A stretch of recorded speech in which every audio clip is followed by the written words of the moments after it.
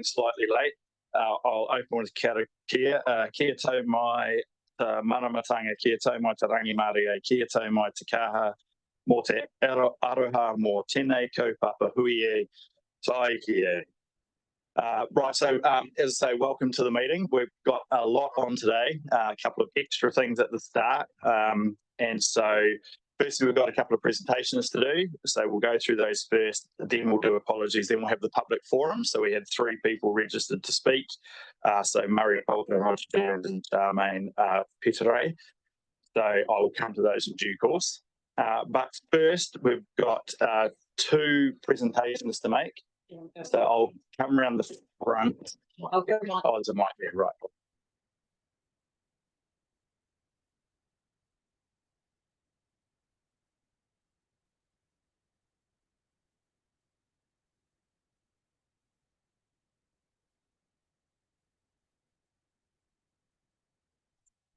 Some of you may be aware that we are part of a thing called the Mayors for Peace organisation.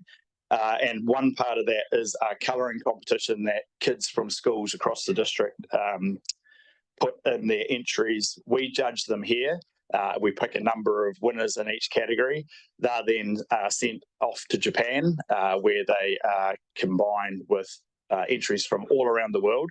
I can't remember the exact number, but there are thousands of entries that come in. And we have one person who won their category amongst all of those, so in their international competition, and another presentation for a special prize. So if I could firstly ask Aviva Winslade to come up, who was the winner of the 6 to 10-year-old category.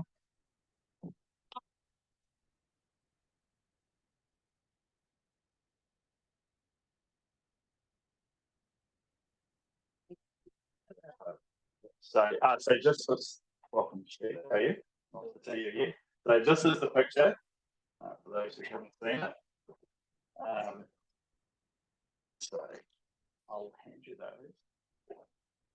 Congratulations, and if we look at the nice man.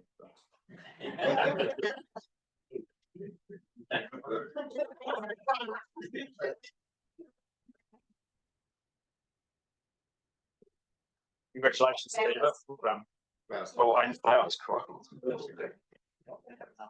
I'm pretty sure this frame copy is beautiful.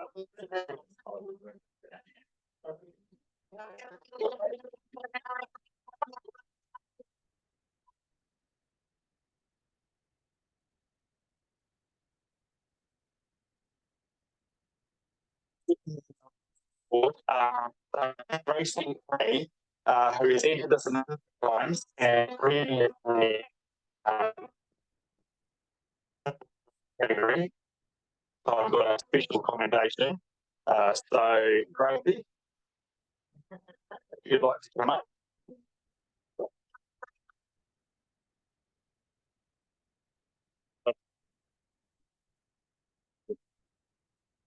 So this is Gracie's picture, and I think your previous one we've got hanging somewhere else. Oh, well, there you go.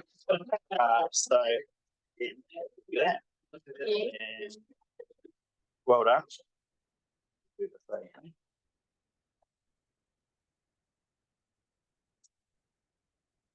Congratulations again, awesome, and not sure if you get to re-enter another one this time, but no, geez, now the water's going. Congratulations.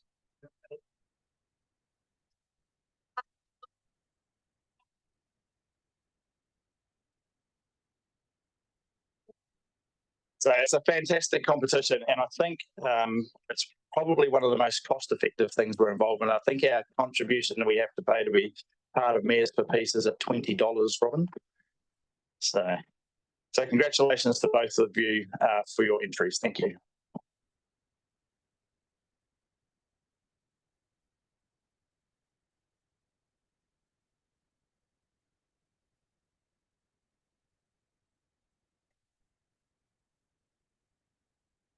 Right, we'll now move on to apologies. Do we have any?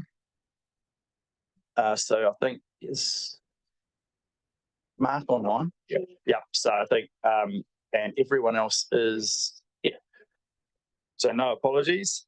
So we'll now move on to the public forum.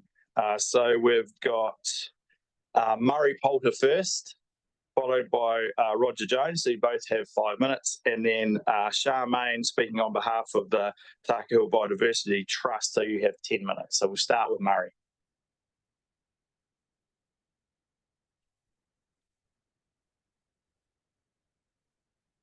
Welcome, Murray. So 5 minutes. I'll give you a little nod or a thing at 4.5. So. Thank you and good morning all. And as you'll know from the report that's in your agenda, I live at 300 Aporo Road. And for context, that's in the vicinity of the Jester's house, very close to there. Now, 300 Aporo Road in 2018 was included in the zone of benefit for the Waimea Dam. We're in a situation where my neighbour on one side has reticulated water and is in the zone of benefit. My nearest neighbour on the other side does not have reticulated water and is not in the zone of benefit. However, in the middle, we have no reticulated water and are in the zone of benefit. Now, the policy enunciated in the 2017 consultation document said it's not just reticulated water, it's if you are in proximity to direct benefits. And I think here the key word is proximity. Now, I think it's difficult to see how in Tasman, two neighbours' proximity can be different when they are both so close together, because I presume the Waimea aquifer is the centre of where the benefits accrue. And also, if you look at the maps, you'll find that between 300 Aporo Road and this part of the world, there are numerous other properties who are in much closer proximity who are not included. Now, to quote the policy is very easy, but no one has been able to explain how that particular property comes to be in proximity to the benefits. So how did this happen? Well, it's actually just the result of a very badly drawn map. And that has been pointed out on several occasions. And map, the initial one in the consultation document, was corrected, but it was corrected incorrectly, unfortunately. So we've been in this situation for some time now. For me, this is not a life and death matter. This is an irritant. It is a small problem, and therefore it should have a similar small solution. It should be easy. Compared to some of the problems the council has, this is minor, but it's been impossible to get it fixed. And so my real concern is over the actual processes. And so the only way to change this is in a planning cycle. There, every 2 years, we've been through 3 of them, and at every cycle, a submission has been made, and each time the policy gets quoted back. That is the only thing that actually happens. So I think there is a process error when such a small issue cannot be corrected. And I think that also means that when such things are being done, there is a responsibility to really make sure it is right. And if maps are drawn, that they are actually verified against the rating data and any other data there is. So I think that the process is my biggest concern. And I think that the history will be, it's well known, I think. And the report, I believe that's in the agenda will cover this. But I think the most disappointing thing is, in terms of process, that it has taken us 7 years to get to the point we're at today, where it's actually being considered. Thank you. Thank you, Murray. Next up, we have Roger Jones.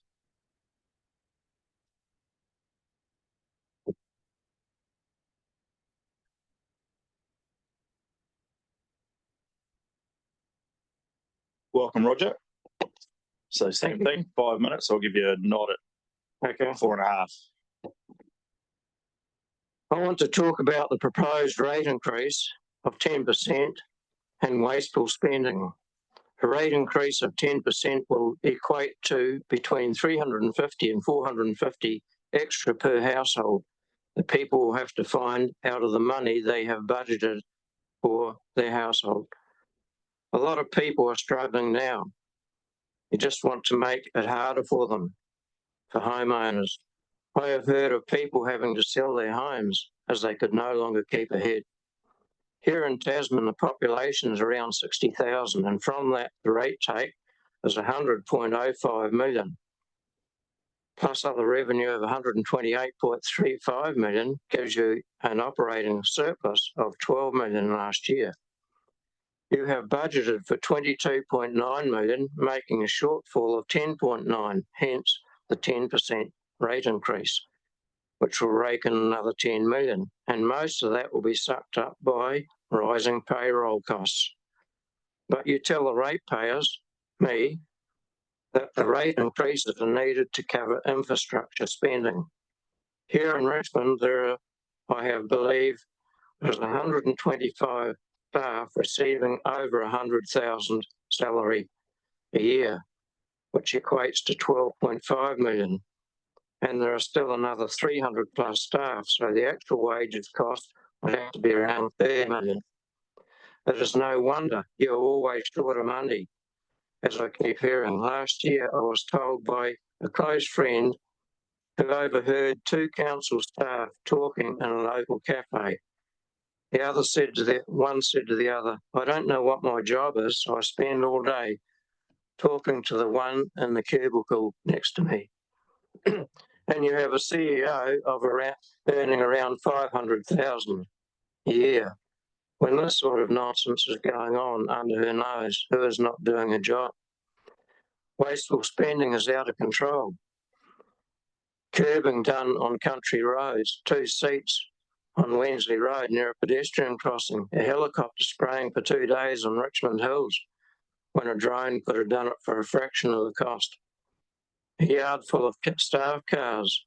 On Wednesday Road, you got a new footpath put in, now see it's been removed.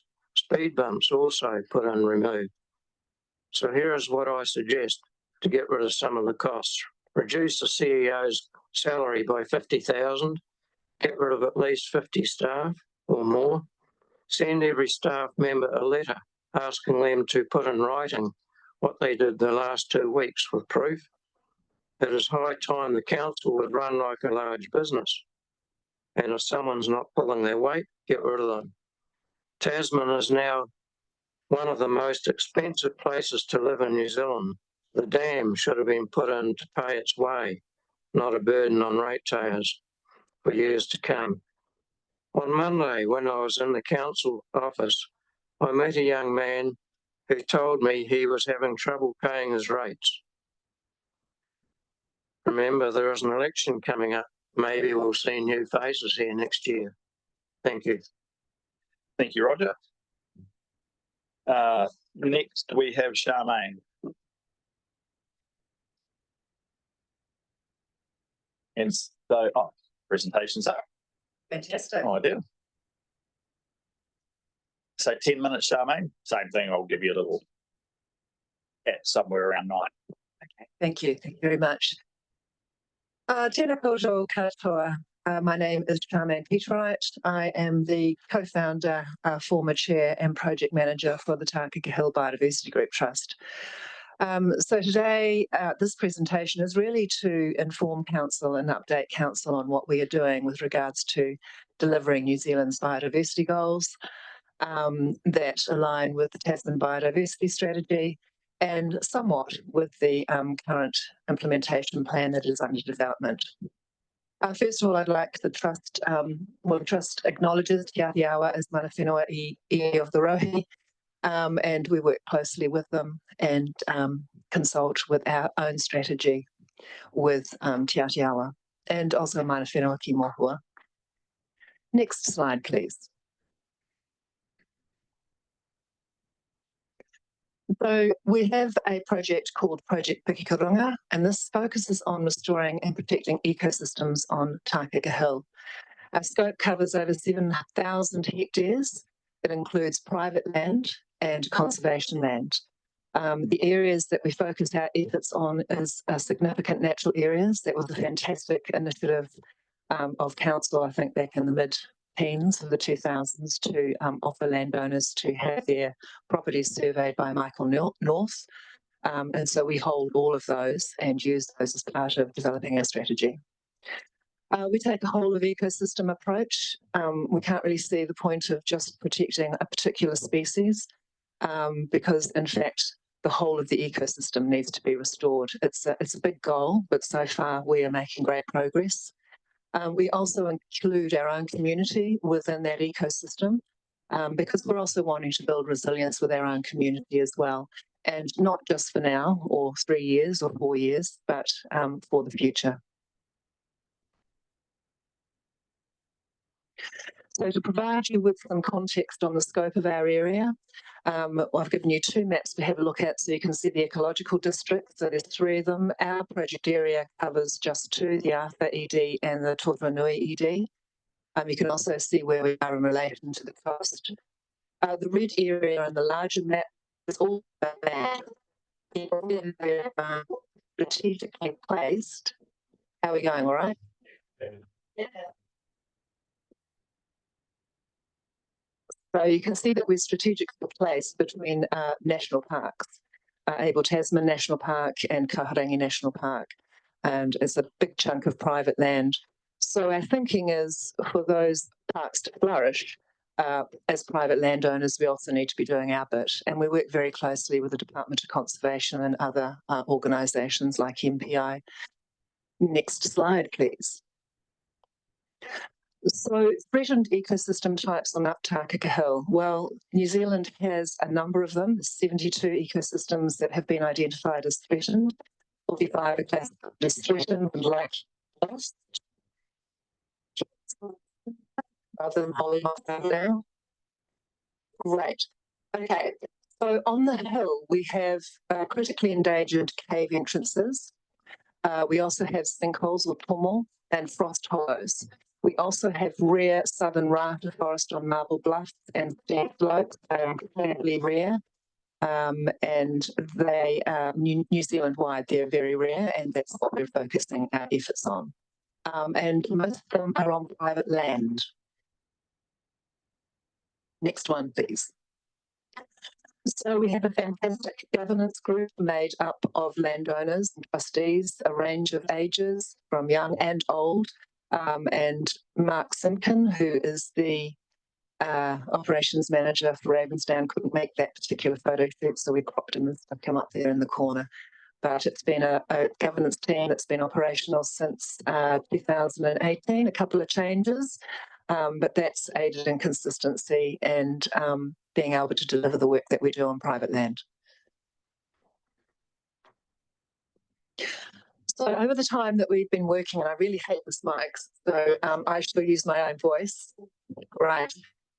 Over the 5 years that we've been operating, we have 5 key strategies.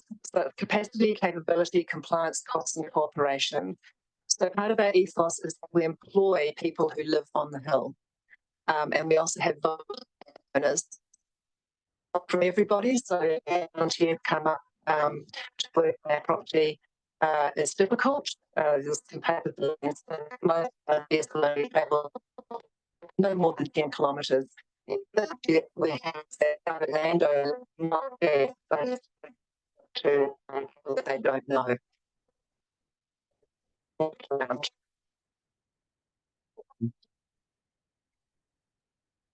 Thank you.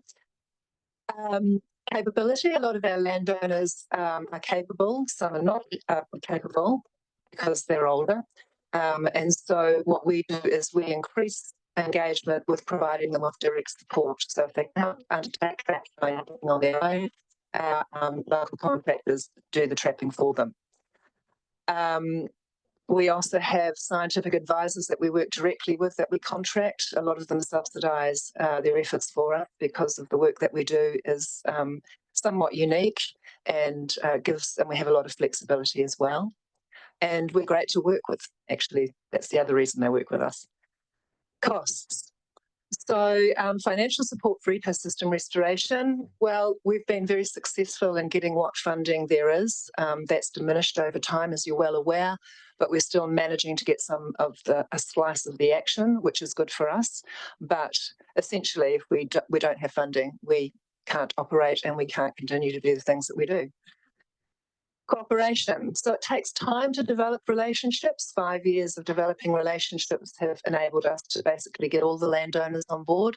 Some of them never will because they hate structure or anything formal, or they just don't want people coming onto their land. And so we have that wide polarity. Sorry, am I boring you, councillor?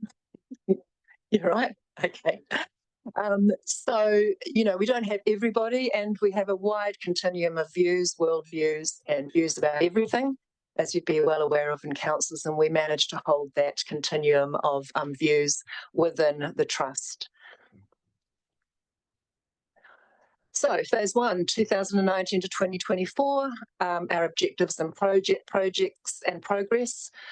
We have over 400 traps on our private land areas. We have wasp baiting traps. We have feral goat control. We work closely with DOC on that. Feral goats are one of the most significant pests, hugely significant on ecosystems. And I hark back to saying, if you don't look after the whole ecosystem, just trapping stoats and rats or focusing on a particular species is really not the whole picture that needs to be taken. We monitor outcomes, so it's one thing to kill things, it's another thing to know how well are you doing. So we have foliar browse sites on private land where we measure the foliar growth from trees that were previously stripped bare by goats. And in 2 years' time, over the course of 2, 4, 6 years, we'll have a look at that foliage and photos, and that lets us know how our goat controllers are progressing. We also have pest plant control. We had a comprehensive pest plant survey undertaken in 2019 with DOC Community Conservation Fund, so we know where all our pest plants are, and we're in the process of implementing a plan which did include wilding pines. We spent $370,000 controlling wilding pines on Tākaka Hill. Unfortunately, the funding for that, there was no wilding pine funding for community partnerships from the National Wilding Pine Fund, so that is on hold. What we do is we provide our landowners with metsulfuron to undertake their own wilding pine control. Once again, capacity, capability limits that. And so all of that investment is now at risk because our wilding pines are coming up. And that's just a fact. There's not a lot we can do with that, but it's very important to have it made, and then out there will go. Don't worry, I am talking with the Wilding Pine Network and MPI and having quite interesting discussions around that investment and the fact that it's now going backwards. All right, number 2. Next slide.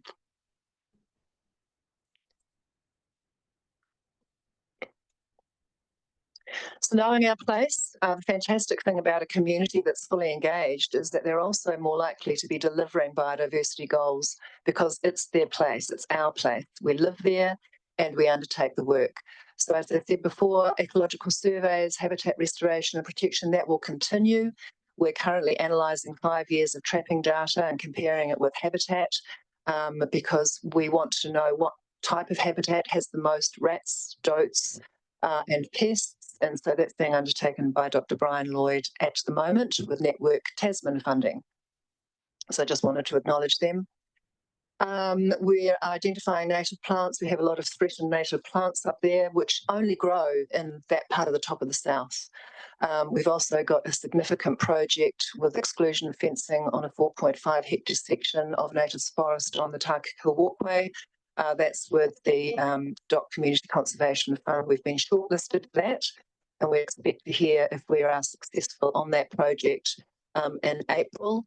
And so that will be a 2-metre high wall of fencing that will keep out goats and ungulates and let that forest rejuvenate completely. We'll use it to do some studies on weka impact on Pauliphanta hochsteteri, and we've got a number of studies that we'll undertake in there.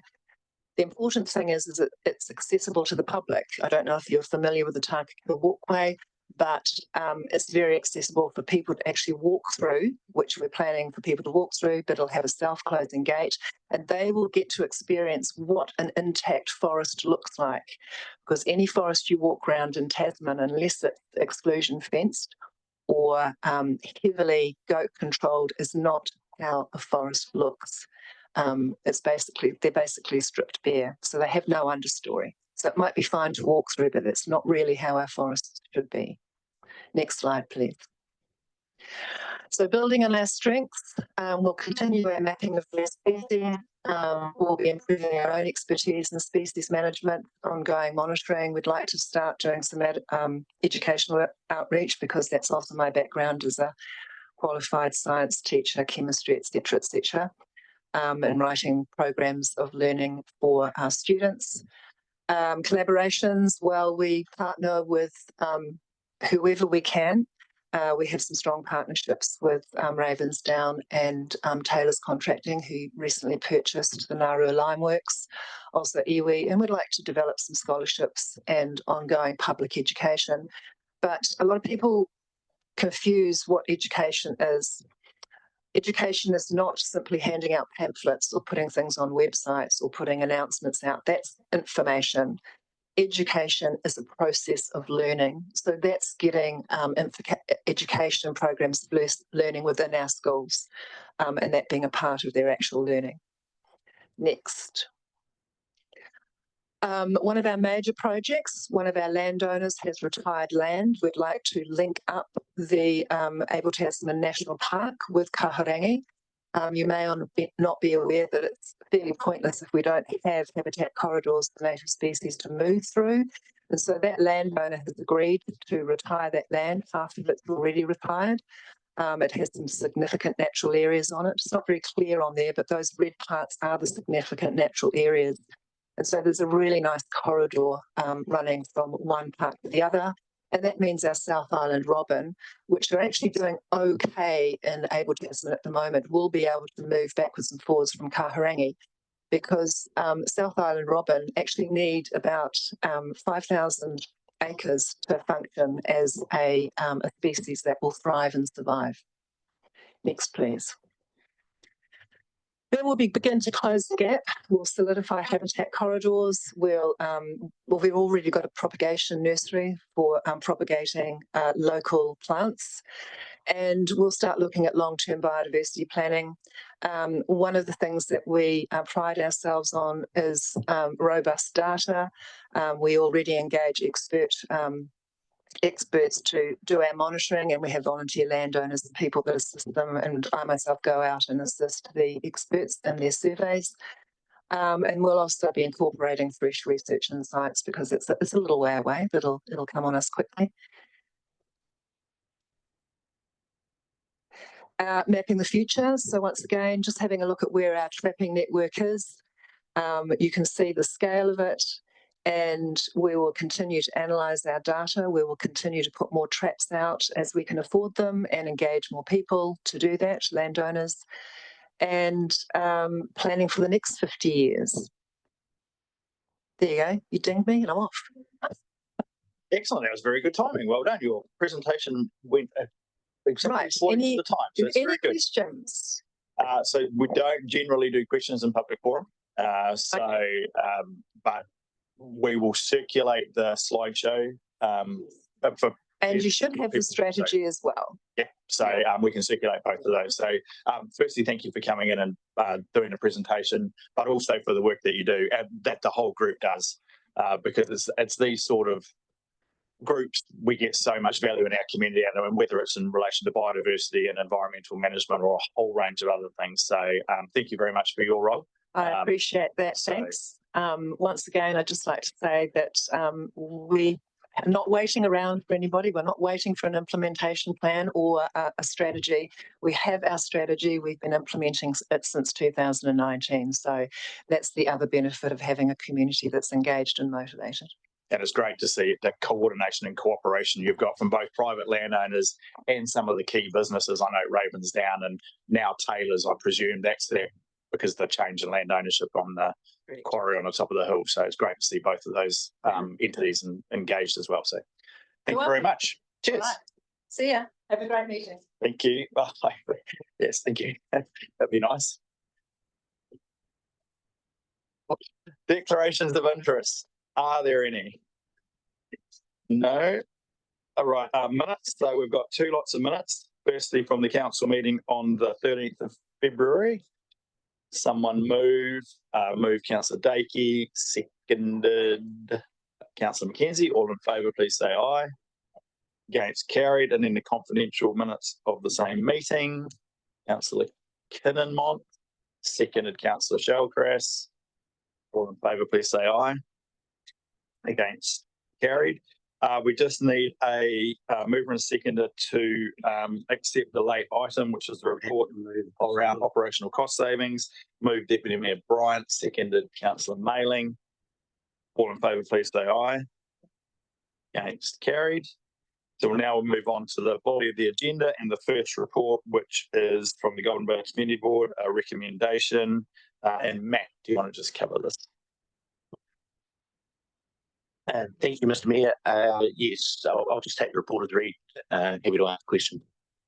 Great, thank you. Thank you. I'm happy to move. It's thanks to the community board's very grateful to the help from staff to get these special projects budget underway and start getting it more productive. So we've got some good projects in line. So happy to move.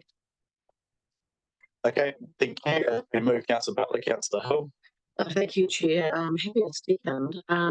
There was an issue here, was there, around those funds rolling over to the next year? That's what we're dealing with here, really.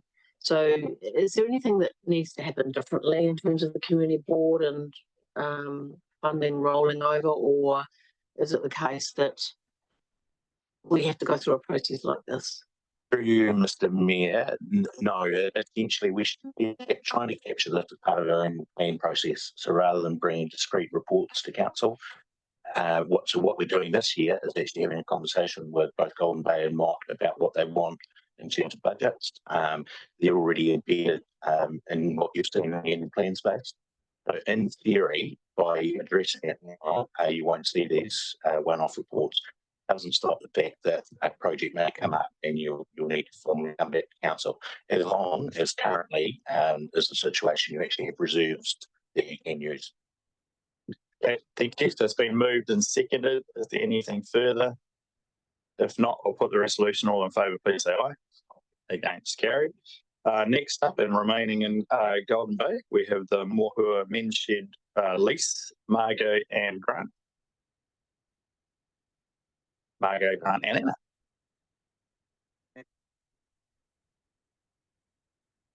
Grant, over to you. Yeah, thank you, Mr. Mayor. I'd just like to draw your attention to a couple of things around this lease. One is that council has two roles in granting this lease or enacting this lease, and that is firstly is the administering body for the reserve.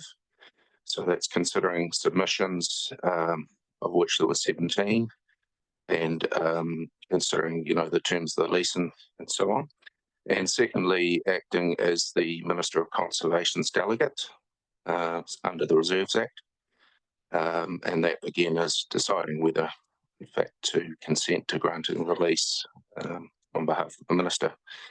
So, as I said, we went out to the public for submissions 17th of January. We had 17 submissions. All were in favour of leasing, and none of the submitters requested to be heard. We are looking at a 5-year lease term. This is a great outcome, actually, because it's an old scout hall, which was very run down, and now has a MenzShed wanting to upgrade it and utilise it along with other community groups. So I think it's quite a favourable outcome, really. It'll be an annual rental of $345, including GST. Open up to any questions. Thanks, Grant. Councillor Hill. Thank you, Chair. Thank you. This has been around the block, isn't it? And for quite a long time. And this is a really good resolution, actually. And I appreciate the time that staff have put in negotiating with Scouts New Zealand around the building, that den, and ending up in this situation where it'll be utilised by MenzShed. It's a really good use of the building for them. There's some outside space, and they're already doing, really good things in the community. But I have said this before, and I'm going to say it again, is that we did have a process. I chair the Rec Park Committee, Management Committee, and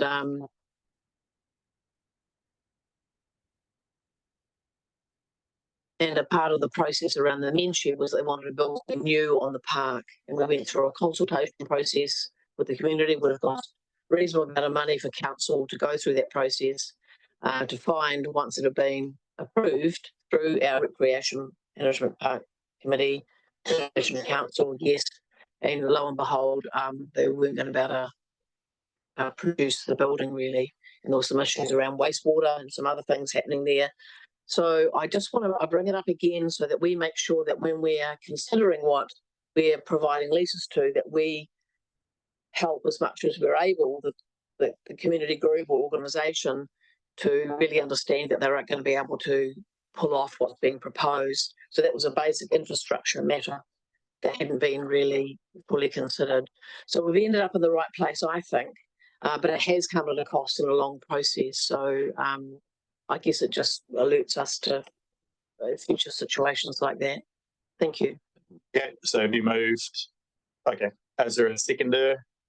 Councillor Dowler, is there anything further? Grant?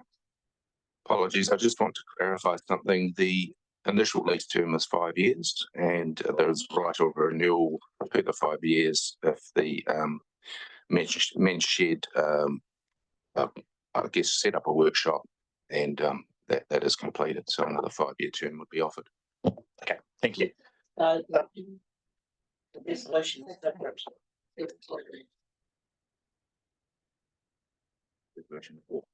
Right, That's correct. 5 years. Right of renewal. Okay, Per the 5. good work, Elaine.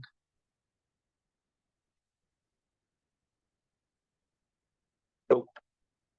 Okay, moving on second, happy with the change that reflects. Yep. Yeah, I'm really pleased to see it. Us elderly fellas, when we give up other stuff, need somewhere to go and hide for our wines. I thought that's what you were doing here, Barry. I need to look totally.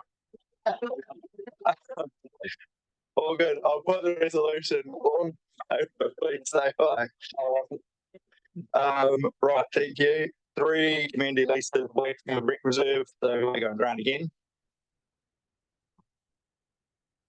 Through the chair, I present this as read, but the gist of it is that there have been 3 entities on Wakefield Recreation Reserve that have not had a lease, and was brought to our attention, and the gun club needed a lease quite quickly. So we're presenting this as all 3 entities to be granted leases. 2 are operational, 1 hopes to reform. So we're just trying to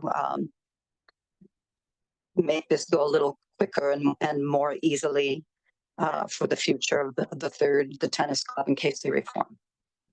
Okay, thank you, Margaret. Councillor McKenzie, then Deputy Mayor Brian. Thank you, and thanks staff for their work to get this regularised.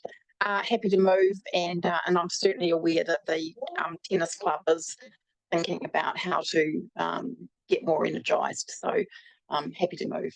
Cool, thank you. So moved. Councillor McKenzie, Deputy Mayor Brian. Yeah, I'm happy to second. Just and supportive of the resolution. Just have a question in relation to Councillor McKenzie alluded that Wakefield Tennis Club are energising. Is that dependent on the operating society before they lease it? That is correct, yes. That is correct, yes. And just in relation to the area, 42 square metres, that seems really small. Is that just, what is that for? Just some little building? That's the footprint of their building, yes, because the tennis courts, as I understand it, are considered still a public facility. Right. It is only. Yeah, it is a tiny building there. So it's just the building, not the courts or anything. Correct, yes. Happy with that. All right, so it's been moved and seconded. Councillor Walker. Thank you, through you, Mayor. I just want a point of clarification. In there, it says it's about a lease and that council pay for their power accounts. What are we proposing in the resolution when it comes to power? That's not been put in here. I did mention it just in case someone did want to think about whether their leases actually say that they are liable for all outgoings. So we have that option, but I didn't put it in here simply because I didn't want to force an issue. These clubs, that's not been discussed with the clubs, but we can discuss it from here. So the standard situation, though, for most leases is that they are responsible for outgoing, so power, etc. Yes, they pay it themselves. And the way the resolution is worded, that is the case.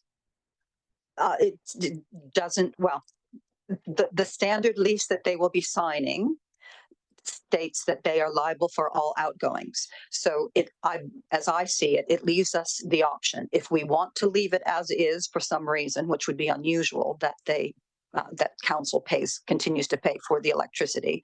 For example, with the tennis club, that's probably what will happen because they're not a formal entity currently. But with the gun club and the football club, I think we should sit down with them and discuss this. This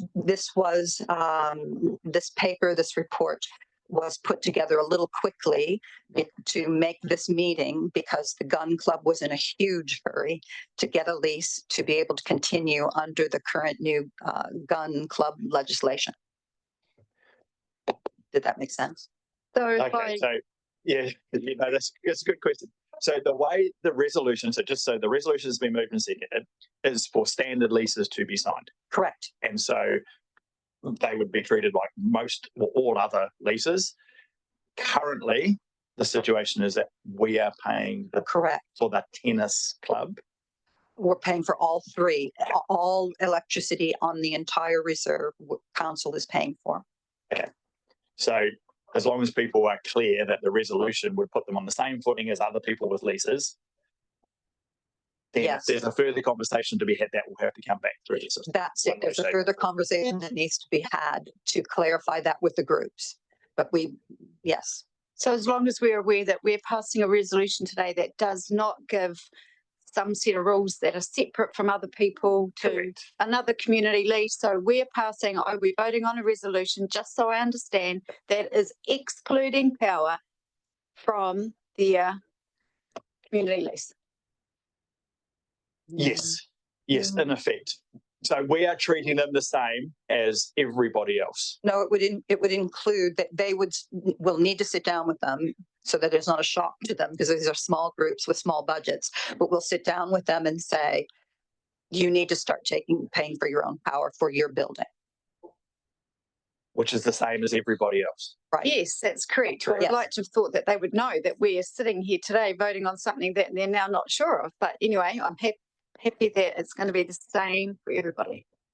Yeah, I think that's the key thing. The lease is being offered on the same basis as everybody it's a standard else. lease. Correct. Yeah. Okay. So the movement and second are happy with that. Okay. I'll put the resolution. All in favour, please say aye. Aye. Against, carried. Thank you. Youth Council, Anna and Yulia.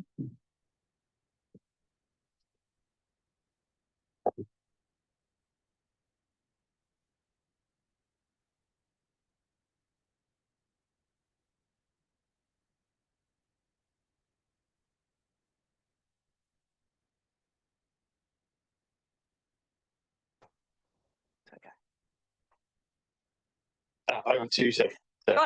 Hi, I'm Anna, and obviously Yulia from the Community Partnerships team.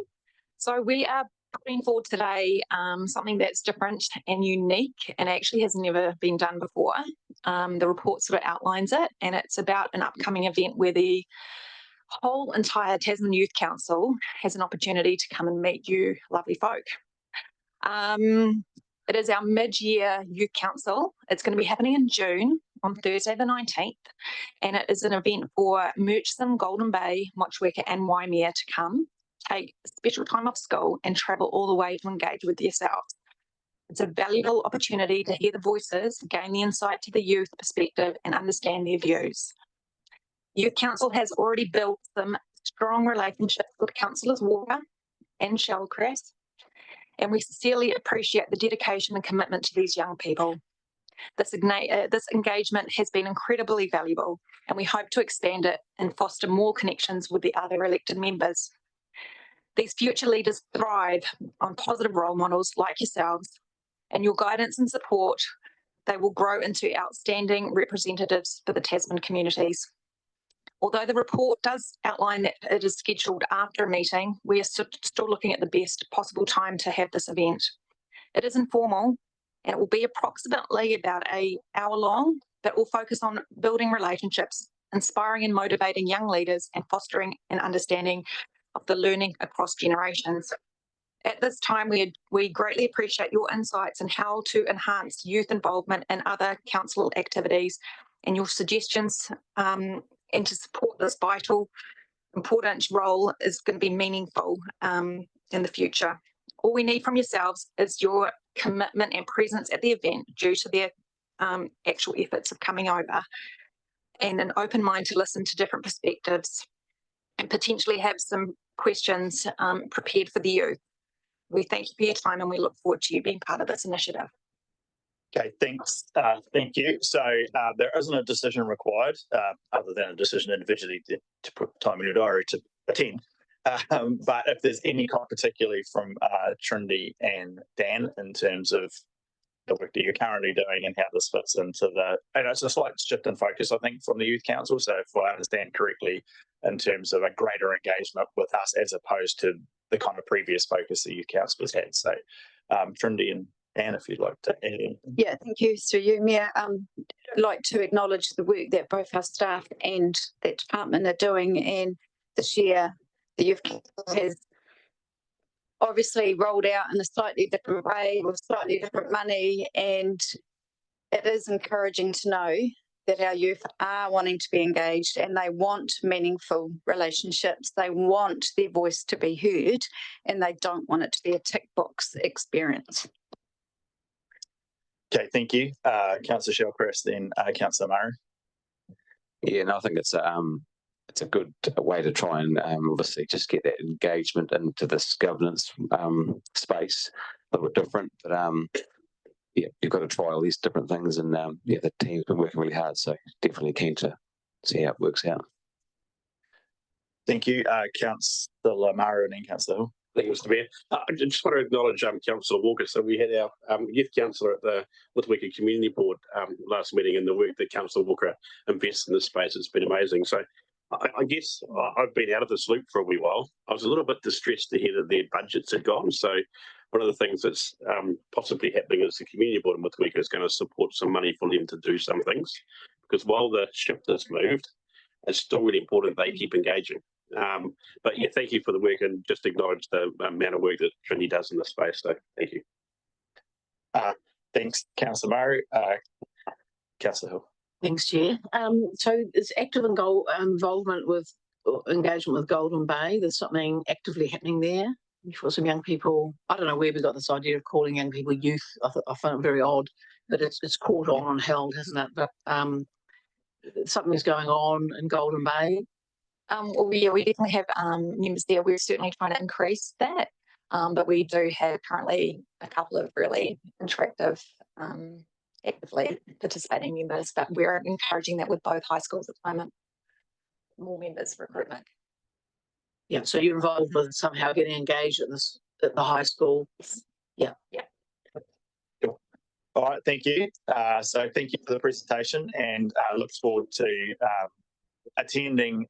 And once you've finalised exactly the format and how that's all going to work. So thanks for the work that you're doing, backing up what Councillor Murray said in relation to the contribution that both Councillor Walker and Councillor Shellcrest make in the space. So we need a mover and a seconder to receive the report. Move Councillor Walker, second Councillor Ellis. All in favour, please say aye. Aye. Against, carried. Thank you. Right, so we'll now move to speed management phase 1. So just for clarity, we are going to break at 10:30. we will go into committee before we break, because then we got the item in relation to the in-committee item in relation to the Diversified Resilience Fund, because the two members of the commercial subcommittee, enterprise subcommittee, Kevin Armstrong and Manoli Arakis, are here for that item. So we'll do that immediately post morning tea. But before we get to there, I will come across and hand over to Jane or Bill or Jamie. Thank you. We present the report as read. So today we're seeking approvals for changes on McShane's Road, the base speeds around our rural schools, and a reduction on our high-risk roads. We've had an extensive consultation this year and also including last year, with lots of people responding. We've received support from the police, AA, Ministry of Education, from local community associations and schools for most of our proposals. There was division between individuals regarding whether they supported the proposals, with more people opposing than supporting the changes. For McShane Road, we believe that the change in environment on that road from rural to urban warrants a reduction. For the rural roads around schools, we believe the reductions are necessary to slow vehicles entering that peri-urban environment.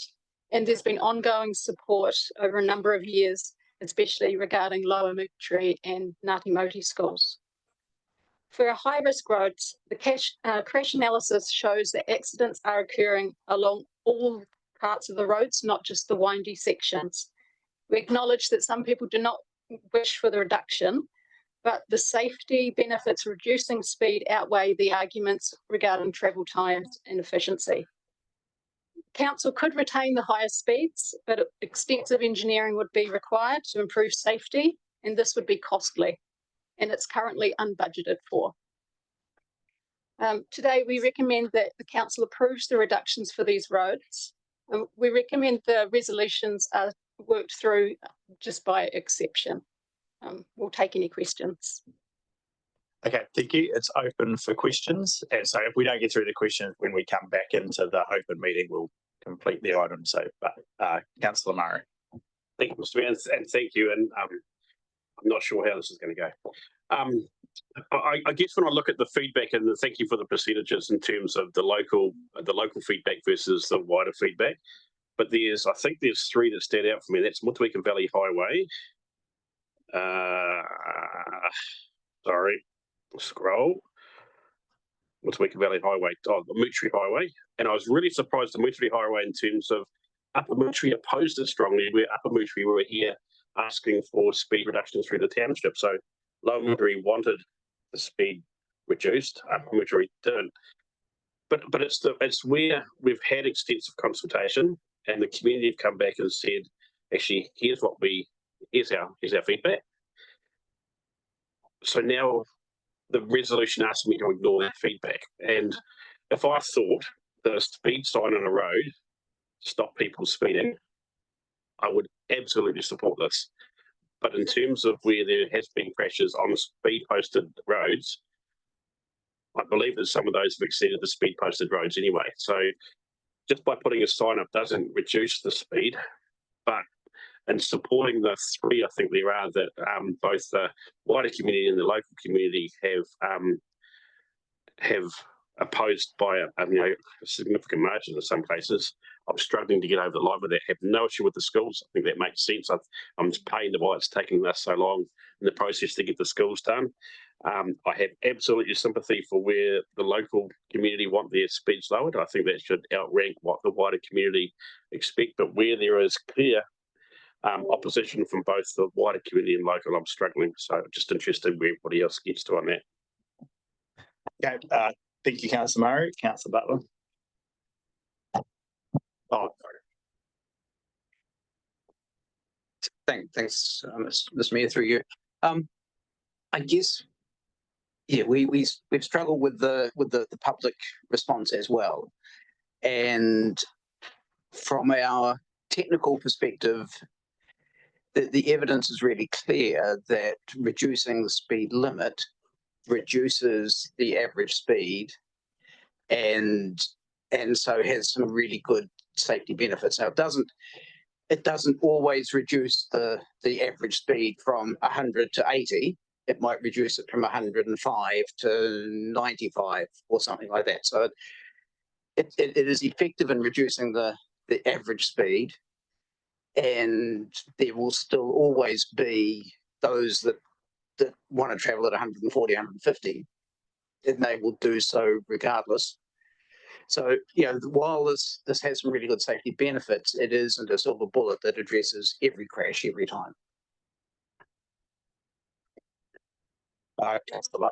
Thank you. Through you, Mayor. This report has to be taken in the looked at in the context of the fact that we have already consulted last year, and a lot of people engaged with that. The Regional Transport Committee got over 2,000 submissions. So people, I think the subsequent consultation, which was required, was probably not taken up by a lot of people, because they would have thought they have already put in their submissions and responded to the consultation. So I think we have to take it in that context that, there was a U-turn by the government, and I think, we're now moving along with that. And I'd just like to say that it's good to see those little streets around Collingwood School are going to be have their speeds reduced. It's just like a web around there, and people do drive too fast. My question is, what is the program for putting the actual speed limits in place financially? Is that going to be a staggered process, and when can we expect to see these speed limit changes actually on the ground? We're looking at putting these changes along with the schools changes. So that's those variable limits around the urban schools in around July. But we'll working with contractors now on what those timeframes will be, but around the July holidays. That will be the start. It will. Yep. Right. Okay. Thank you. Councillor Walker. Thank you, through you, Mayor. I endorse a lot of what Councillor Murray has said, because it's quite mixed messages from what we've heard from the community to what the data has come through our system as, which is a little bit like, how does that work out? One of the comments that you made earlier, which I'd like you to clarify a bit more for me, if I could please, is that the quote that the higher speeds require extensive engineering, and it's not budgeted for. What do you mean by high speeds require extensive engineering? If the goal is to improve safety on those roads and you're choosing not to reduce the speed limit, then improve safety for the likes of the windy pieces around the Victory Highway. They'd need to have more engineering treatments, like what was put into the state highway to Mohua in terms of safety barriers or widening parts of the road. But it hasn't been looked at. It hasn't been considered as part of the program, but because the number of crashes on that route, considering the volumes of traffic, is there's a considerable number of crashes that are happening on that inland route. So if you're wanting to improve safety, one option is to improve engineering on that road. It's an option. So the word requirement is probably stretching it beyond what it is. It is a choice that you make to invest more money in engineering as an alternative, should you choose to go down that path. Equally, you could leave it as it is.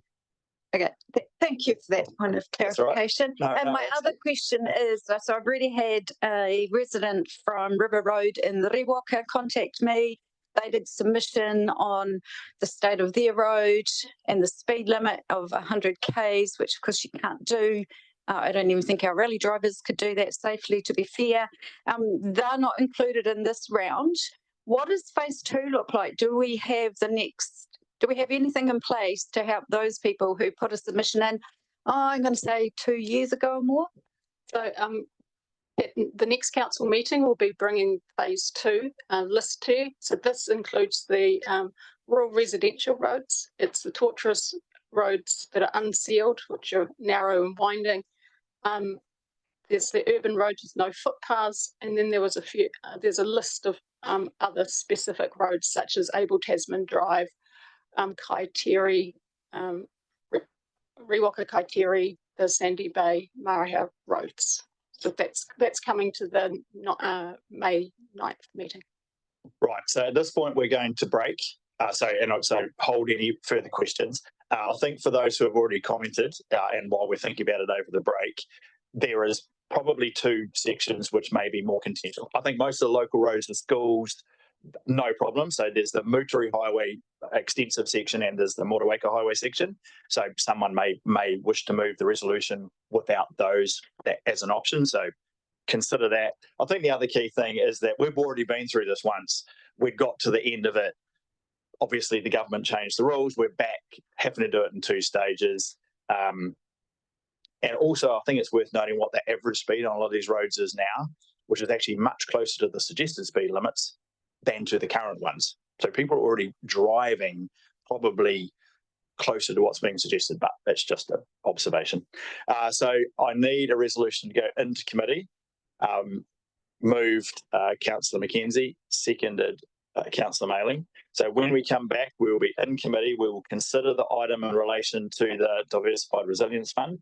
We will have the attendance of 2 members of the Enterprise Subcommittee for the start of that conversation.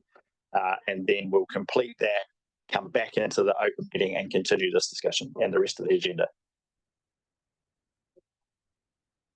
Yes, so Manoli Arakis and Kevin Armstrong to attend the first part of that meeting. Should there be any questions? Okay, thank you. So we'll now break. We'll come back at 1:45.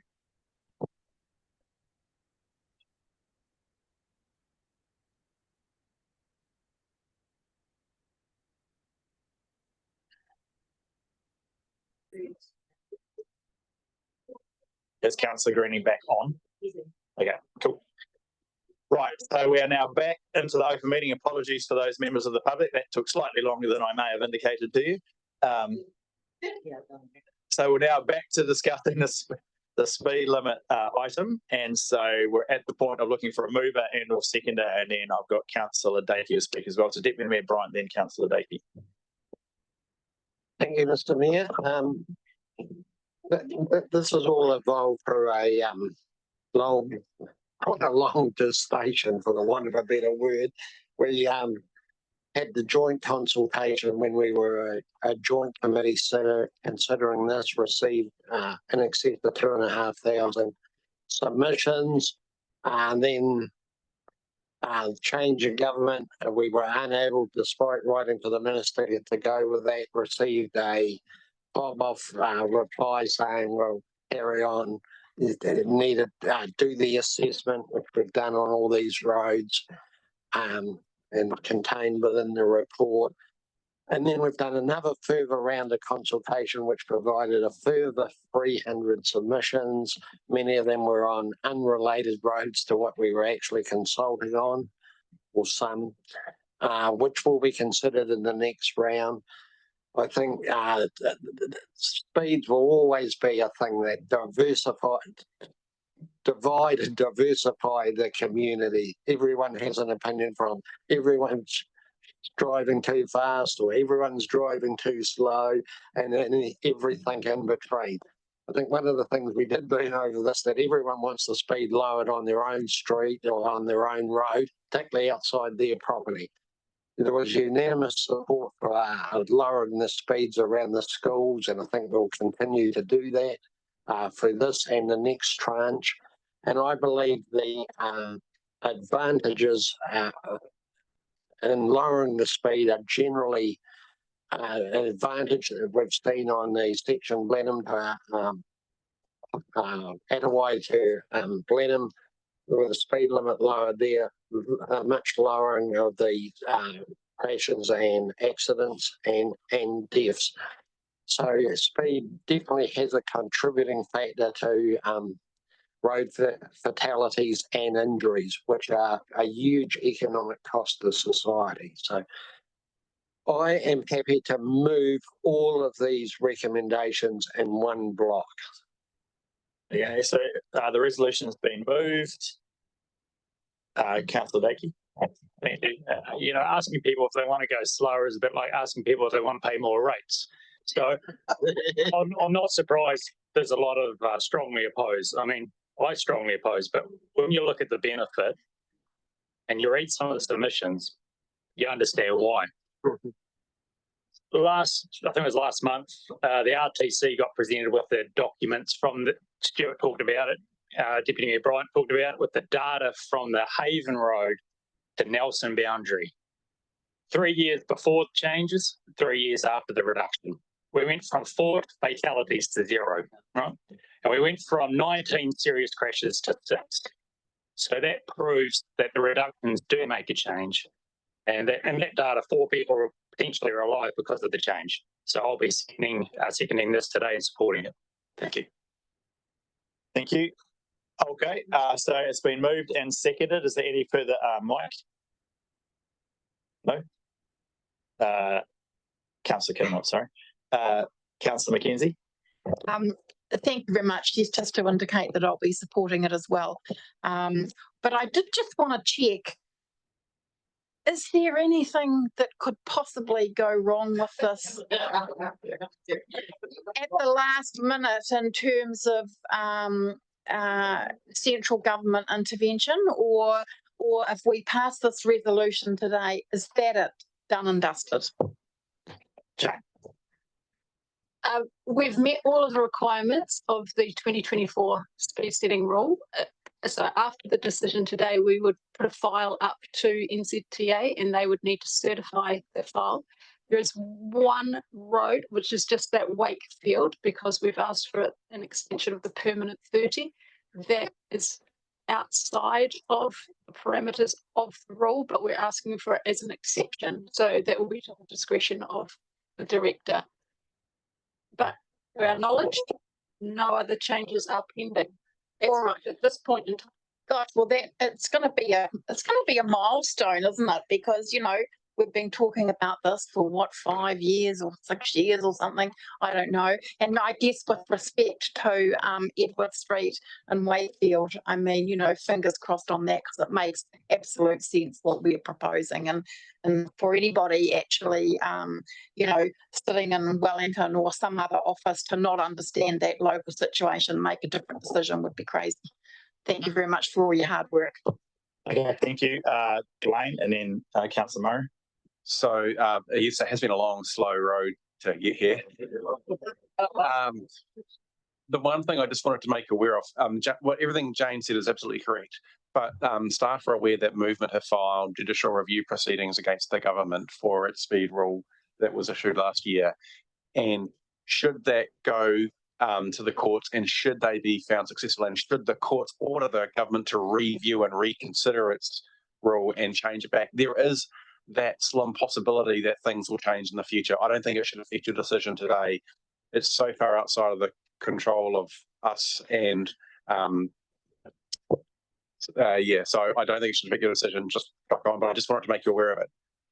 Just to add to Dwayne's comments, it should be noted that our previous plan has been already certified under the 2022 rule. So if it was set back, we've got a buck each way. Okay, thanks, Dwayne. Councillor Murray. Thank you, Mr. Mayor. So it's a long road with many a winding bend, I take it. But that's why we're there. Like, the break was helpful, to be fair, in terms of, does speed cause harm? Absolutely. Does lowering the speed limits have an impact on that? And actually, Bill, your analogy in terms of lowering the median speed range, and that explanation made a lot of sense to me. And I guess the self-reflection is I'm a safe driver until I have an accident. And so I guess sitting here and that time to break is that if we can make a difference and lower the speed, and Councillor Dykey's referenced it well, I'm not going to be one that votes against this in terms of, because the last thing anybody wants around this table is for somebody to have a high speed crash and we could have done something. So with some pondering, I'll also be supporting this resolution. Thank you, Councillor Murray. Councillor Walker. Yeah, thank you. Through you, Mayor. Honestly, what has this whole process cost us? So it was certified in 2020. get through, obviously, change of government, all those things changed. Here we are back again, gone back out to consult community, and actually there's a point about quite clearly saying we don't want the speeds to go back up.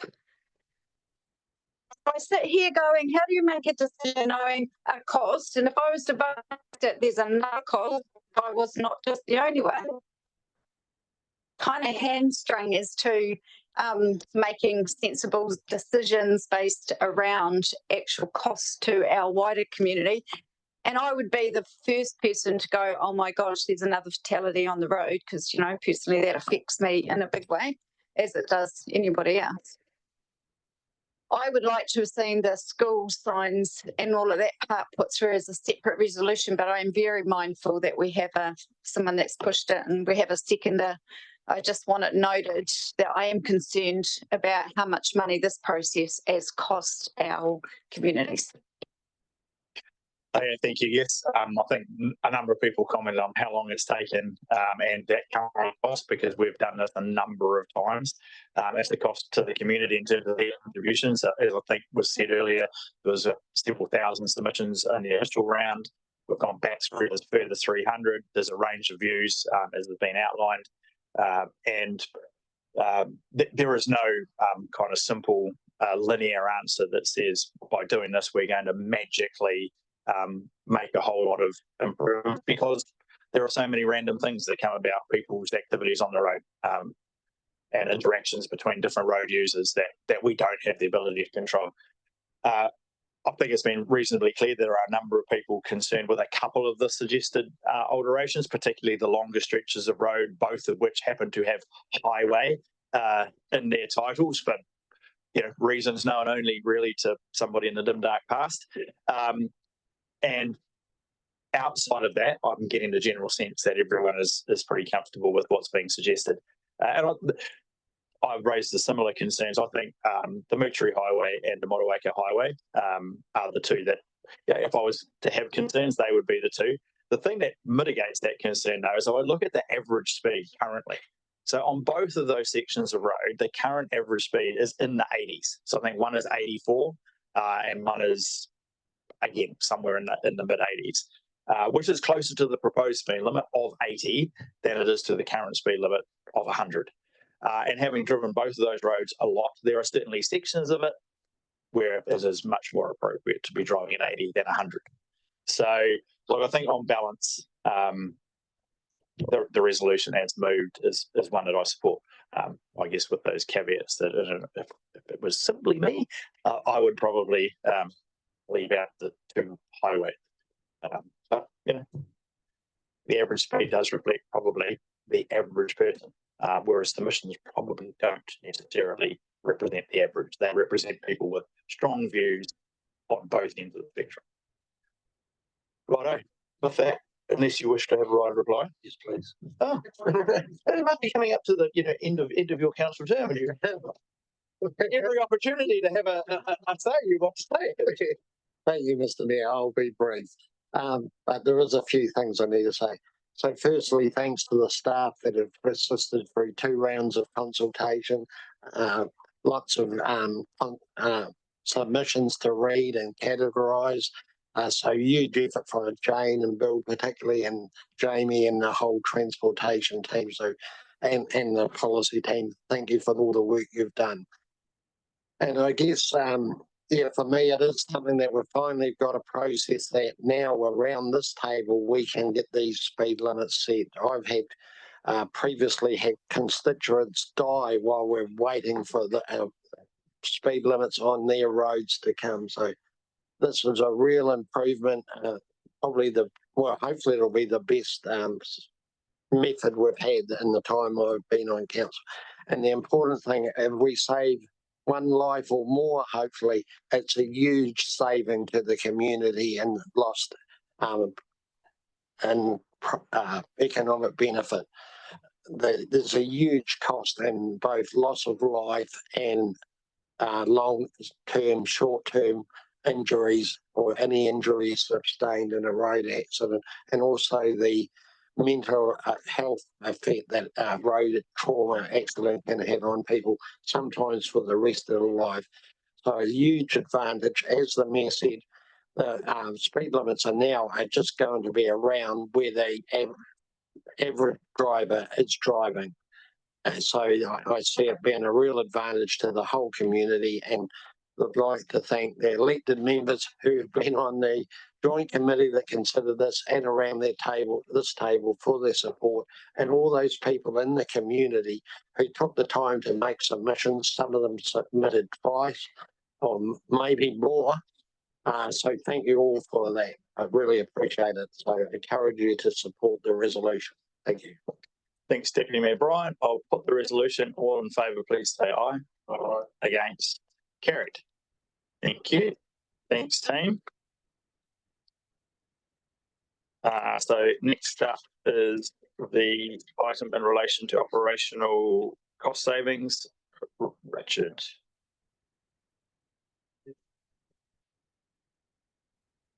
Thank you, Mr. Mayor. I'll leave Poulter's read and open for questions.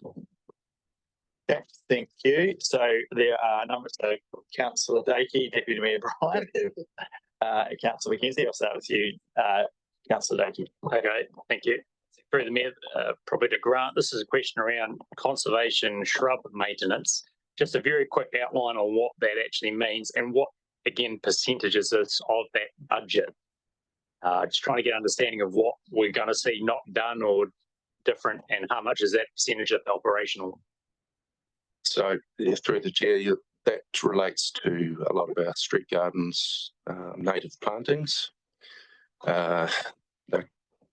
I guess in terms of a percentage, I don't have that off the top of my head.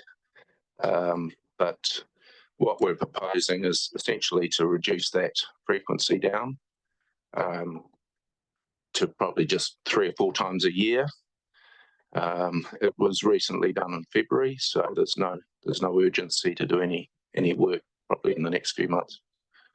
So what we'll be seeing is a reduction in frequency, but it will still be occurring just less often. Okay, thank you. Thank you. Councillor McKenzie. Oh, got Deputy Mayor Bryant before me, but gave up a spot. Thank you. Just a question for clarity in relation to para 5 in the report. So we're being asked to approve these levels of service reductions. Doesn't indicate, though, in the resolution what the savings are in the current financial year. So I'm assured, whereas the other ones, for example, in para 6, it tells us what we're going to save in the current financial year. So I'm assured, I don't need to know the actual numbers, but I'm assuming there is some. Are you talking about the water and waste activity? No, I'm talking about paragraph 5. Because they're per annum, yep. And we're not talking per annum. And then there's a subsequent question about the whole process of compared to the annual plan process, which is a subsequent conversation. So anyway, the initial question is, what's the per annum saving for the rest of this period? So yeah, through the chair, in the body of the report, there is a table that sort of outlines the balance of this financial year, and I think it's $25,000 in total saving. Okay, would be quite good to include the same, correct. But so that's fine. I mean, I think Deputy Mayor Bryant and I have had different responses from different community groups about the 3 public toilets. I guess the key thing is that we just need to monitor and be aware of what happens to use patterns as a result of closing toilets, and always be open to accepting that, well, actually maybe at some point we need to reopen it. But thank you. Thank you, Councillor McKenzie. Thank you, Mr. Mayor. So just follow on from Councillor McKenzie. Yeah, there was some difference of opinion at community groups, but I think as Councillor McKenzie, the ones particularly at Waiheke Domain and Wakefield may need some monitoring to cope with the somewhat seasonal load, and that was supported. Just in relation to the mowing, no, firstly, street sweeping, a question around that. So traditionally, we've swept the urban areas and outlined, this is at number 6, potentially saving 30,000. We've traditionally, I think, done all the urban areas 4 times a year. So are we looking at reducing it to 3, 2? What's the frequency going to be?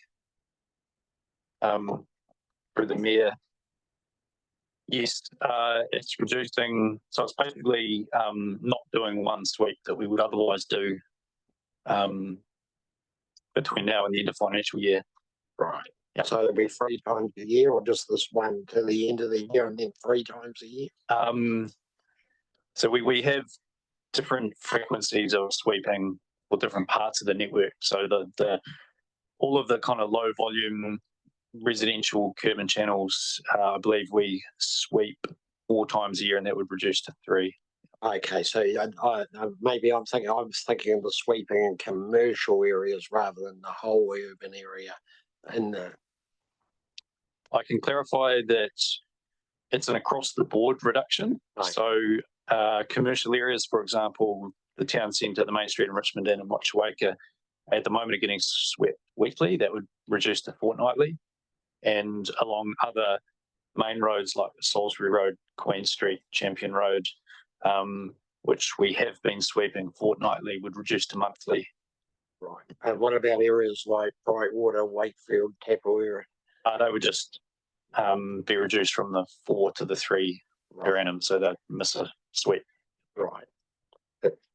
And then just in relation to pausing the rural roadside mowing, which I support, and obviously that's to the end of financial year when the grass generally tends to grow less anyway. Are we considering this as a part trial to look at reducing the mowing in the subsequent financial year? Through the chair, and this is one we talked about, I think I've talked about before, the risk with pulling back too much is that you never end up catching up. So if the grass gets too long, your subsequent mow will be so slow that you kind of, by the time you should have finished and parked the mower up and maybe started at the other end of the network again, you're still chugging through. So the consequences sort of can get out of control. So we probably wouldn't recommend reducing it too much. But having said that, yeah, we are in a period where we're expecting less growth now. So we don't have a problem with parking it up for now. We do have concerns about how much effort it might take to get back on top of critical sightlines. And so it's relatively inefficient to send the mower out to just attend to a few spots here and there, which is what we're proposing to do. So we do see some savings, but those are kind of short-term savings, not long-term savings. But 90,000 for one mower, effectively, that could be $250,000 over 4, couldn't it? Or more. No, I think the problem is it costs more to do less. Yeah. That's the problem with roadside mowing. There is a point where it actually costs you more to do less because the mower goes the speed, and it's a time and distance thing. So it's I know. It is. In some ways, you better just abandon the entire project and only ever do areas of sightlines. Yeah, that has other consequences. I think Jamie's answer is just stopping once. If we intend to do it again, you might find that you're saving much money at all. That's the risk there. Well, we'll see, but yeah, and it'll be interesting to see the community's feedback, because I know that people are now advocating for stopping sweeping in certain areas. Mowing and sweeping. Mowing and sweeping. Not so much sweeping. They're not the same areas. No. They tend to be. Thank you. All right. Councillor Greening.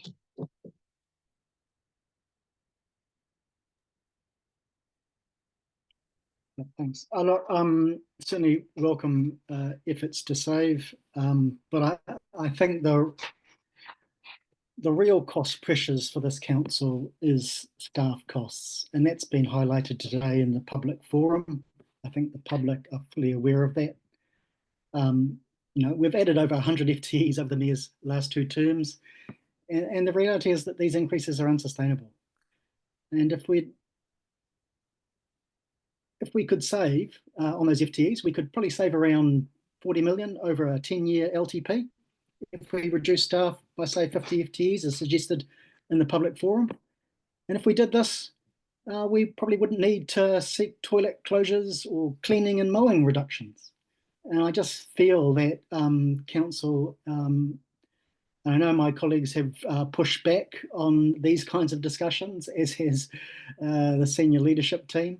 But I think this is the discussion that should have happened, and then we would have avoided having these what I call very short-term, maybe not that smart saving reductions.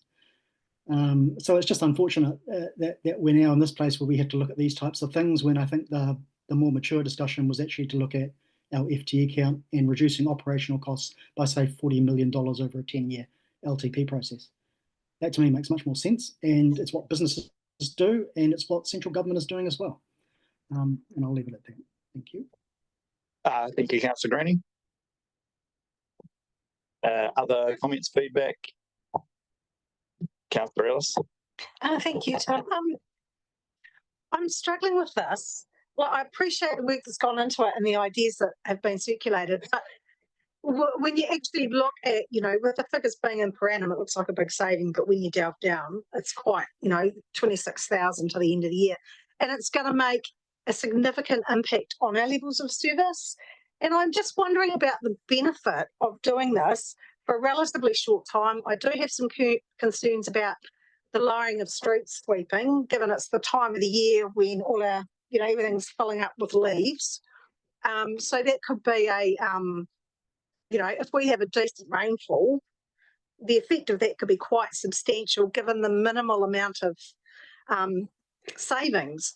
I'm starting to feel that these are appropriate things to discuss going into next year's annual plan, and I applaud the changes here, but are they really worth doing for the next quarter? Because the savings are minimal. And I think they'll have a really big impact on the community, seeing those levels of service drop without being consulted on it. And to make a 20, well, I haven't actually totaled them because there was so much information, but the dent that it'll make in the $2.9 million overspend is actually minimal. So I actually don't think I'll be supporting this. Yeah, well, it hasn't been moved and seconded yet, so far nobody supports it. Or nobody's prepared to support it enough to move and second it. And I think a number of your points are well made in relation to some of the biggest single is the water related overspend, and there's a rationale and explanation given for that. And because it largely is in response to reactive maintenance and pipe burst breakages or other things, there is no real opportunity to change that figure, and yet that is the most substantial proportion. And a number of the others actually cut across the annual plan process, where we are certainly going to have a conversation about some of those other things. Making a decision in a meeting like today with no kind of community input, question mark, and adding all that together, it doesn't actually add up to a huge amount of money between now and the end of the year. So they're all good comments. Councillor Murray. Thank you, Mr. Mayor. So I absolutely support the report, because I think it's the sort of thing we should get much earlier and much more of, because then the decision is absolutely made at council level. And I'm probably not going to support the recommendations that come in this episode, but at least then it becomes the council's decision, and it's not a surprise and a retrospect thing. Just one note in the report, Richard, and it was a late item, and it probably was just a slip of the pen, but it's 5.30. I was going to let it go, but I'm not going to let it go. And that's just because we've made savings in the money area. At this stage, there's no reason to further look at where we can make more savings. It's sort of what that reads. So enterprise fund property term savings are probably reduction in cost, and at this stage, there is no need to further reduce expenditure this financial year. So I guess my question is wider than just this team, as the expectation is that every team is still looking to reduce expenditure in this current year, whether they have already done that or not. So thank you for the teams that have brought these up, and it gives us the opportunity to say yes or no. And, Grant, your services are so valued in the forefront of the community, it's going to be hard for anybody to support them, I think. But the key part for me is I want to be able to make that decision across all areas of council expenditure, whether we have or not. 5.30 on page, if you're scrambling for it. 10, bottom. Okay, thank you. Point noted. Is there any further comment? Oh, sorry, Councillor Dakey. Oh, just a general question, comment to say, yeah, okay. I don't support this either, really, because of the limited reduction this year, but I don't want to see these lost. I want to see them incorporated and move on to the annual plan discussion. And so then we can go out and put it with the community before we crack into these changes. So don't want to see them lost and won't be supporting it today. So, Councillor Kinnamoth. Through you, Mr. Mayor, I have a point to raise here. Recommendation number 2. Are we just talking about drinking water regulations here? No, it's wastewater as well. Okay. And so what we've been doing today is we've been exceeding the regulations for minimum requirements for monitoring. Is that correct? No, we are meeting them. There are 1 or 2, and I'll highlight in my report, there are 1 or 2, for instance, when we go to a site to do the normal routine stuff, they check out the monitoring, like where the lawn needs mowing or where things need to be cleaned or whatever. It may mean that we don't do those sort of things and delay that. And I've spoken to Mike about that. There are some aspects where we can relax on our routine monitoring and maintenance and not compromise our tamata ROI reporting. And that's what I'm inferring here. And that's what I say we'd probably make savings of about $10,000 for the rest of this year by doing that. And we have already implemented it in the last month or 2. Yeah. So number 2, we're only talking about a 10K reduction, which is not much. That's correct. Okay, thank you. So Councillor Walker and then Councillor McKenzie. Thank you. To you, Mayor. I do acknowledge the public forum speaker this morning, and obviously that is a conversation that we as councillors have been having. However, looking at today's report that we have before us, for the rats and mice savings that we're going to get and the exponential impact that will be on our community and our reputation and the view of what we're delivering on, I do not believe that this is a wise move. I'd like to see that this is left on the table and we get on to other things that are more urgent on our agenda for today. Okie dokie. Right at the moment, it is lying on the table because no one's moving a second. So it'll just lapse for one of a mover and seconder. No, you can move that it lay on the table to expedite that process. I'll come to Councillor McKenzie. Thank you very much. Look, I'm going to move the resolution. I think that actually we can talk about deferring it for an annual plan discussion, but we've got to remember that actually we're facing a significant deficit in the current financial year, which we're going to have to fund via debt, which impacts on all the decisions that we need to make in the annual plan. And we've talked about actually where we can make savings. I personally think that for the remainder of this current financial year, it would be quite a good idea to make these changes, because actually we'll learn something from them, and we'll learn something important that we can then actually take into the 25, 26 year and future years. So I think that we'll just to make a decision, and I'll be moving the resolution. Thank you. So is there a seconder? Deputy Mayor Bright. So it's now open for debate. I think the challenge is there are a number of things in here that most people would agree you could do with that tick the box that Councillor McKenzie said. There are some others that actually have quite substantial implications. For instance, we had a whole debate about whether or not something as significant as removing all the rubbish tins from all reserves would actually necessitate community consultation. That's when we were having a debate about it being in the annual plan. To make that decision in this process, I do have some question marks. There are a whole lot of other things, however, reducing in maintenance, reducing bedding displays, etc., which quite frankly, pretty straightforward. It reduces the overall impact, but signals the intention to actually look at things line by line. So I guess that's a challenge for a number of people. If I could just maybe respond, because you picked on rubbish bins, and I wouldn't say that this is 100%, but certainly community meetings that Councillor Bryant and myself have attended, and we've actually floated the idea of actually reducing rubbish bins, particularly in places like Rabbit Island. I mean, the idea that on a long-term basis, the council should actually be responsible for taking the rubbish is ridiculous. Don't get me. I'm not disagreeing. I have tested it with the community. It is unclear to me whether this means how many rubbish bins and from where. And what that necessitates in terms of the overall saving. I'm just saying the decision to completely remove them in a council agenda without any other than your anecdotal feedback, which I completely agree with, and I agree with the concept of removing rubbish bins, just process. So it's been moved and seconded. It's open for further debate. Most people have provided an opinion or view, so we can just go straight to the resolution. Okay, we'll do that. At least the mover would like to write a reply, which she probably just had. So I'll put the resolution. All those in favour, please say aye. Aye. Against? Aye. The resolution is lost. I'll just do a show of hands for clarity. All those in favour, please say aye. Oh, actually, it's closer than I thought. Oh, much closer than I thought. 1, 2, 3, 4, 5, 6, 7, 8. Mark, I can't see your hand. If it's for, then I'm against. It's not worth it to me.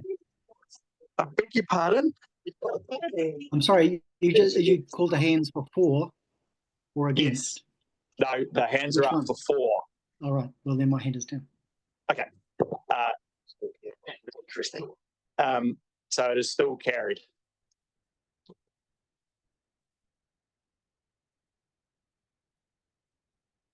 Well, that was an interesting outcome. Right. Next up, we have Regulatory Services, Section 17A Delivery Review. Shane.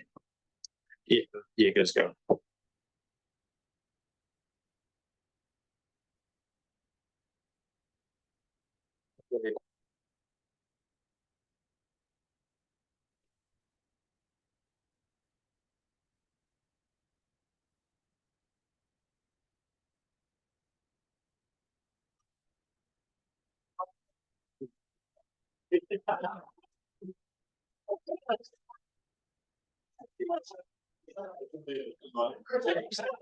It just shows that I can be convinced by other people's perspectives.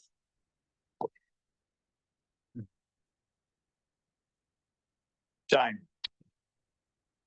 Your Mayor Tim, councillors, thank you for the opportunity to present the Section 17A review regarding the regulatory services, which has been brought in-house temporarily.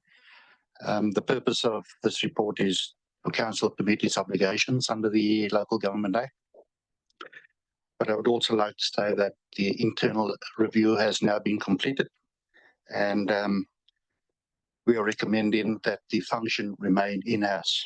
The function thus far has been quite professional, more cost-effective, in the sense that we are offering a better service delivery to the community.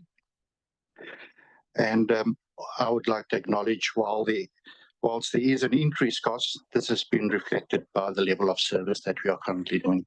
And I take it that the report has been read, and happy to answer any questions. Okay, thank you, Shane. It's open for questions. Councillor Murray. Thank you, Tim, and thanks, Shane. Can we just go to page, it's our page 192, but it's the revenue streams, and then on one page 191, and the forecast in-service costs for the service. So 24-25, the forecast cost is 914,000, and the revenue stream is projected at 956. Does that include rate income in the revenue stream? or is it just purely based on recovery fees and other bits? So I was just confused where those two numbers came from. And then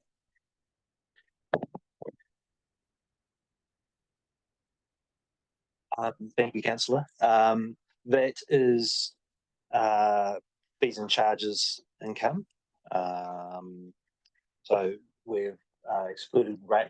The main comparison here is revenue from the activity, which does have an increase in that first year with those increases in dog rates, and the direct cost comparison. So yeah. So apples with apples. Some things like organisational overheads will be excluded from the cost because they'll be the same. Okay, thank you. Okay, and then just the last second question, I guess, is it's a $250,000 increase in our contracted service, and the explanation is it's a increased level of service. We're in a situation where anything else we're looking at reducing levels of service. So within the thought, is there a reduced level of service in-house that reflects a $600,000 budget, or has that not been looked at?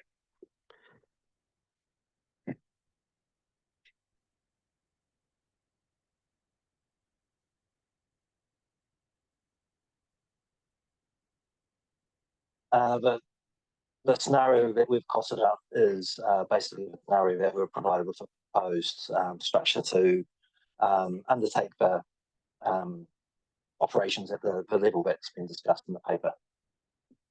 So they're not proposing a reduction in the level of service, but should we want to start doing parking, or dog control, monitoring and enforcement, or any of the other items covered by this budget, clearly that is over to them to determine. Thank you, Mr. Mayor. So I suspect this includes something that's been asking for a long time, increased cover for dog enforcement in Golden Bay. I'm just trying to compare. We're in a situation where in every department we're looking at dropping levels of service to drop costs. This is the opposite. This is an increased level of service at an increased level of cost. So I'm just trying to get parity from the wider councils. Sure. Through the chair, Councillor Murray. The increased level of service means that we have the ability to deploy staff. They are on a full-term employment agreement, wherewith under the contractual agreement they were on a part-time hours. And when we talk about increasing levels of service, it's more about deploying them where they need at those times. You're right, we've always asked about the lack of service in the Golden Bay area. And when you look through the Section 17A review, especially around the contract, they're only allowed 4 days over a month in Golden Bay, which was unacceptable. So that was all considered in the cost effectiveness of the service. Okay, thank you. And I take it the intention is to recover, which is the previous debate we've had around this, is recovering the costs through the increase in dog registration with the range of different registration fees that are being suggested. Okay, thank you. I've got Councillor Greening, Councillor Walker, Councillor McKenzie, Councillor Ellis. And we are breaking at 12:30 for lunch, and we're coming back at 1 o'clock. And the presentation from Waimea Water's CEO, just in terms of timing, then we'll proceed with the balance of the agenda. Yeah, so just following on the last level of inquiry, I just want to get clarity around that. So you're saying that you're saying we're bringing it in from a contractor basis, and that was part-time. We're going to make it full-time, which means we're going to increase the amount of hours, which effectively is what I think you said, increase the number of hours for compliance enforcement. Is that right? Is that what you're proposing to? And that's why there is an increase in level of service, and that's why there is an increase in cost? Shane. Through the chair, that is correct. We are under the contract, staff were on a part-time hours, and the level of service then was only, as I mentioned in the report, 4 hours. And I'll use Golden Bay as an example. 4 days a month there. With us bringing it in-house, there will be a slight increase, but staff will also be multidisciplined to do a range of other activities where we won't just have parking, we will have dog control and parking as part of their functions as well. And that's what you're calling the increased service level, because we're funding those new activities? No, we're also talking about when we look at the contract, there was only 70 hours allowed for parking enforcement across the district. Now we are able to increase it to 5 days a week to ensure that the businesses are getting fair parking outside their businesses. We're also looking at increasing freedom camping patrols, and we're also looking at increasing more dog patrols and education. Right. So I think I share Councillor Maru's concern, but maybe not. I'm not sure. I don't want to presume. But I do wonder, given we're tightening belts everywhere else, that suddenly we're having this expansion in these types of areas. I would have thought if we're going to bring it in-house, we use the same funds to contract internally because we want greater control over where the focus is. But if we're not achieving that and we're actually just buying more services, which is what it sounds like, then I do struggle to understand this direction of travel, given all the discussions in planning workshops have been emphasising cost savings, and we just had a discussion before. Admittedly, it was a rats and mice saving, but this is going in the completely opposite direction and is quite larger in the cost incurred. So I do wonder the prudence of that, given the messaging this council has said. I would happily support it coming in-house for the same cost and to be managed internally, but not an expansion in the level of service. If we think we need greater compliance in this area, then there must be a redeployment of existing resources to that function, not just expanding the resource base, which is effectively what you're proposing. So I can't support that. I also would just like to ask the question. You've mentioned that there's a 2-year review, and I know this has been an internal review process, but does this 2-year review that you've stated prevent us from conducting an independent review done earlier across this group?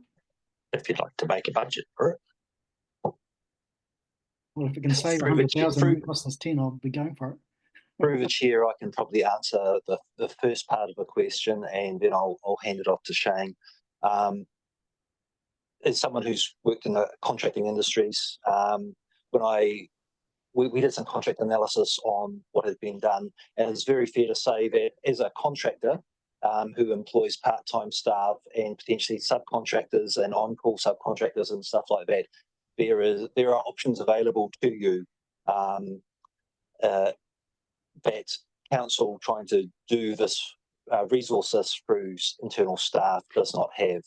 And we've costed on an internal staff model. I recall from some contract analysis that I did that this contract previously would have had a variety of different work profiles involved. I don't know all the details, but there was definitely part-time and probably on-call resources there that you only paid for when you used them, which is more difficult to achieve in the council environment. Yes, but the reason we no longer have a contractor is because that wasn't sustainable for the money that we were currently paying. So despite the flexible working hours, the opportunities that exist in the contracted model, the reason we no longer have a contract is because the contractor left that contract because it wasn't sustainable to deliver the expectations we had for the money we were using. Is that correct? Through the chair, that is correct. In my discussions with him, that was the biggest factor to not renew the contract. So just for rounding out that conversation. Thank you, Councillor Greening. So Councillor Kinnamoth, Councillor Walker, Councillor McKenzie, Councillor Ellis. Thank you. Councillor Butler and Councillor Hill. So for clarity, no, it's all good. So you've probably all seen the agenda. There's quite a lot of stuff in it. We will break at 12:30. We will come back. There is every chance we're going to have to modify what is contained on it. So we'll look at the key issues where decisions are required. They will have the priority. Those that are there for information may have to find another day. That might all change because things do sometimes change over the course of the day. But if I'm looking at what we're yet to get through, it may well be a challenge. So, Councillor Kinnamoth. I'll be quick then through Mr. Mayor. No, I'm not saying you have to be faster. I'm just saying we just need to be aware that there may be some things that are information only that we may not get through in the course of today. Recommendation number 4 talks about the 2 years for the review.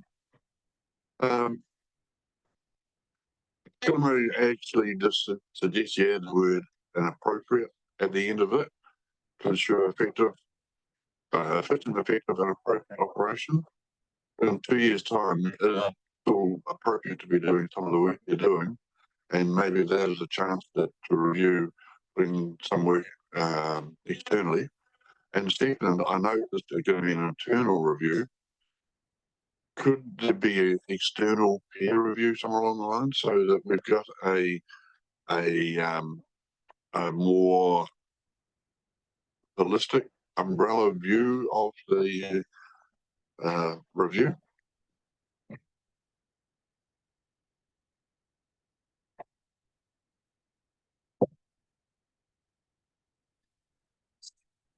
Sorry, Councillor, through the chair. Could you repeat the question, please? Yes, sorry, I was waffling a bit there. I do that quite a bit. Okay, so number 4. Second line down, we talk about an internal review. Could I ask that there is an external peer review of it, so to give us a bit of a more of a holistic as opposed to just in-house TDC? So that is too detailed. Yes or no? So we've been through the conversation about in-house. So we were left in a position where we really didn't have an option. Should the council wish to pay for, i.e. come up with a, in the meantime, we still have to deliver the service. We've gone through the conversation with the community through a number of different processes around dog control, and the intention and desire was for a greater level of ensuring that whatever rules we put in place, and that applies to both parking and dog, if you're going to have rules and time limits and things, you need to have a process by which you enforce them. If the council wants to relook at the future options of contracting out the model, they obviously have that opportunity to do. It's probably a 10-year plan conversation, but that's within our control. The idea of spending more money on an external, I'm just not sure that's taking us anywhere in relation to this particular discussion. So I get the concern, and bringing it in-house does, as has been outlined, have some cost implications, but it's a combination of the way it's delivered and the level of service that we're expecting to be done, which is all outlined in this report. So my personal view is I don't think we want to start a debate about whether to have an external review of the proposal. If you want to reduce cost, just reduce the level of service that you expect, and it will have the consequent impact of reducing the need for as many people and as many hours. But I'm not getting through any of the previous discussions we've had on these topics that is what the council is expecting, or the community for that matter. In the interest of brevity, I'll stop there. Councillor Walker, so just so everyone's clear, I've got Councillor Walker, Councillor Mackenzie, Councillor Ellis, Councillor Butler, Councillor Hill and Councillor Greening. Yeah, thank you, through the Mayor. I guess the general feedback from our community is already that, good dog owners are having to pay more and more to subsidise the services that we've got, and that this department within council is growing when other departments are having to pull back. So I just want it noted that the feedback from our community is they're not happy with what we're charging currently, the new rate for the dogs. And as I say, we can control that by reducing the services we provide, and hence the cost. So absolutely, but that has to be going through the process of the bylaw process, the enforcement process, having these things and then not having the ability to enforce them. I understand the cost, but growing region, growing number of dogs, growing number of people, growing number of conflicts. This is the treadmill that unfortunately we are on. But we can indicate that we want a lower level of service across all of these compliance issues, to the extent there's a certain regulatory backstop in terms of our responsibility to enforce the legislation we have. But within that, again, it's an option. Given the outcome of the previous discussion about cost savings, it's an interesting conversation. Councillor Mackenzie. Thank you very much. Happy to move the report. My only comment would be, I think, the council could maybe think about doing a bit more communication with our community around the activities that are funded through cost recovery, because actually if people were having services that actually are not subsidised by the general rate, they do need to understand that those services come at a cost and that they need to pay. So okay, it's been moved. Just for noting, unless there is a seconder, I've got Councillor Ellis, Councillor Butler, Councillor Hill and Councillor Greening left to go. So it's been seconded, Deputy Mayor Bryant. Councillor Ellis. Thank you, through me. I'm just trying to work through all my little red bubbles that have come up in this report. I have to acknowledge the work you guys have done to pivot very quickly to take on that contract. But I do have some issues around that, saying that Councillor Mose and Walker have spoken about we're increasing the levels of service, and some of them I agree with, and some of them I'm wondering why we're looking at increasing some of those levels. So I'll try and skim through this and pick up all my little notes. I'm just curious as to why we're looking at doing dog safety education in schools.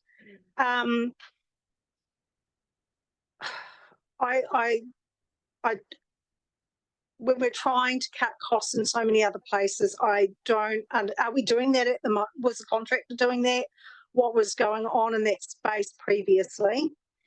And I also note that we've talked about an increased level of service, but there have been issues on page. There's just a comment made about there have been concerns raised about professionalism and process of the service being undertaken. I'm unsure about what that might mean. And I also have some questions about, I can understand that there's a bigger setup cost, so I have zero issue with that, but I'm just wondering how all of these services, so we've got dogs, parking, freedom camping, parking sundry and animal control sundry, where's the transparency about how those are being split between staff and attributed to each area? So we know dogs are supposed to be covering their cost by 95%.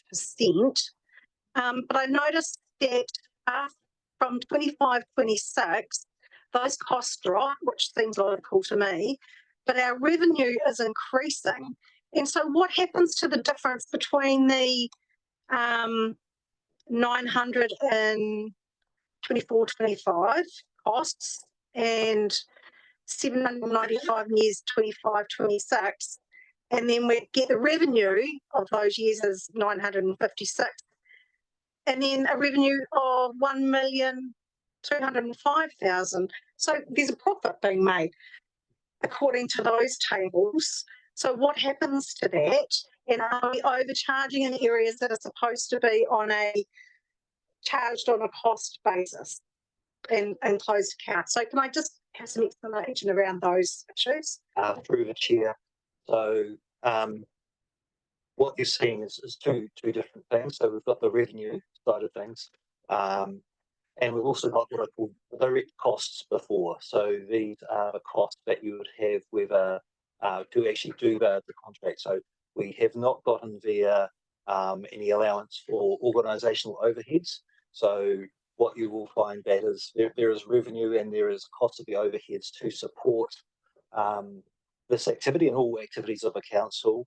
That has not been included. We've tried to do apples with like contractor costs and the direct costs of delivery in council. So there will be those overhead costs will be roughly the same between them, maybe a bit higher for internal delivery with number of staff, etc. So there is not forecast to be making a profit when you take those into account.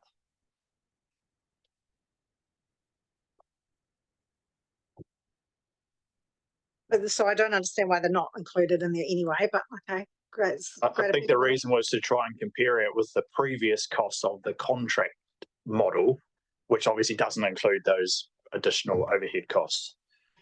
Which is why, should the council wish to revisit the model through the long-term plan process, Did the contractors not have overhead costs? not that we paid. Okay, yeah. Yep, carry on. Rest of the questions. Through the chair, there's two other questions, Councillor Joe. The dog education was done by our contractor, but not at schools. That they were part of the community education programs that they did. That's where the fire and everybody else was involved. The professionalism, we are not criticising the work done by our contractor. We think they've done an amazing job. The professional there refers to just the efficiency and effectiveness of us doing the service in-house versus the contractor. So it's a poor choice of word in that context.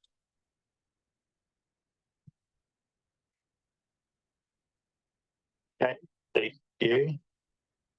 Anything further? Councillor Butler. Thank you.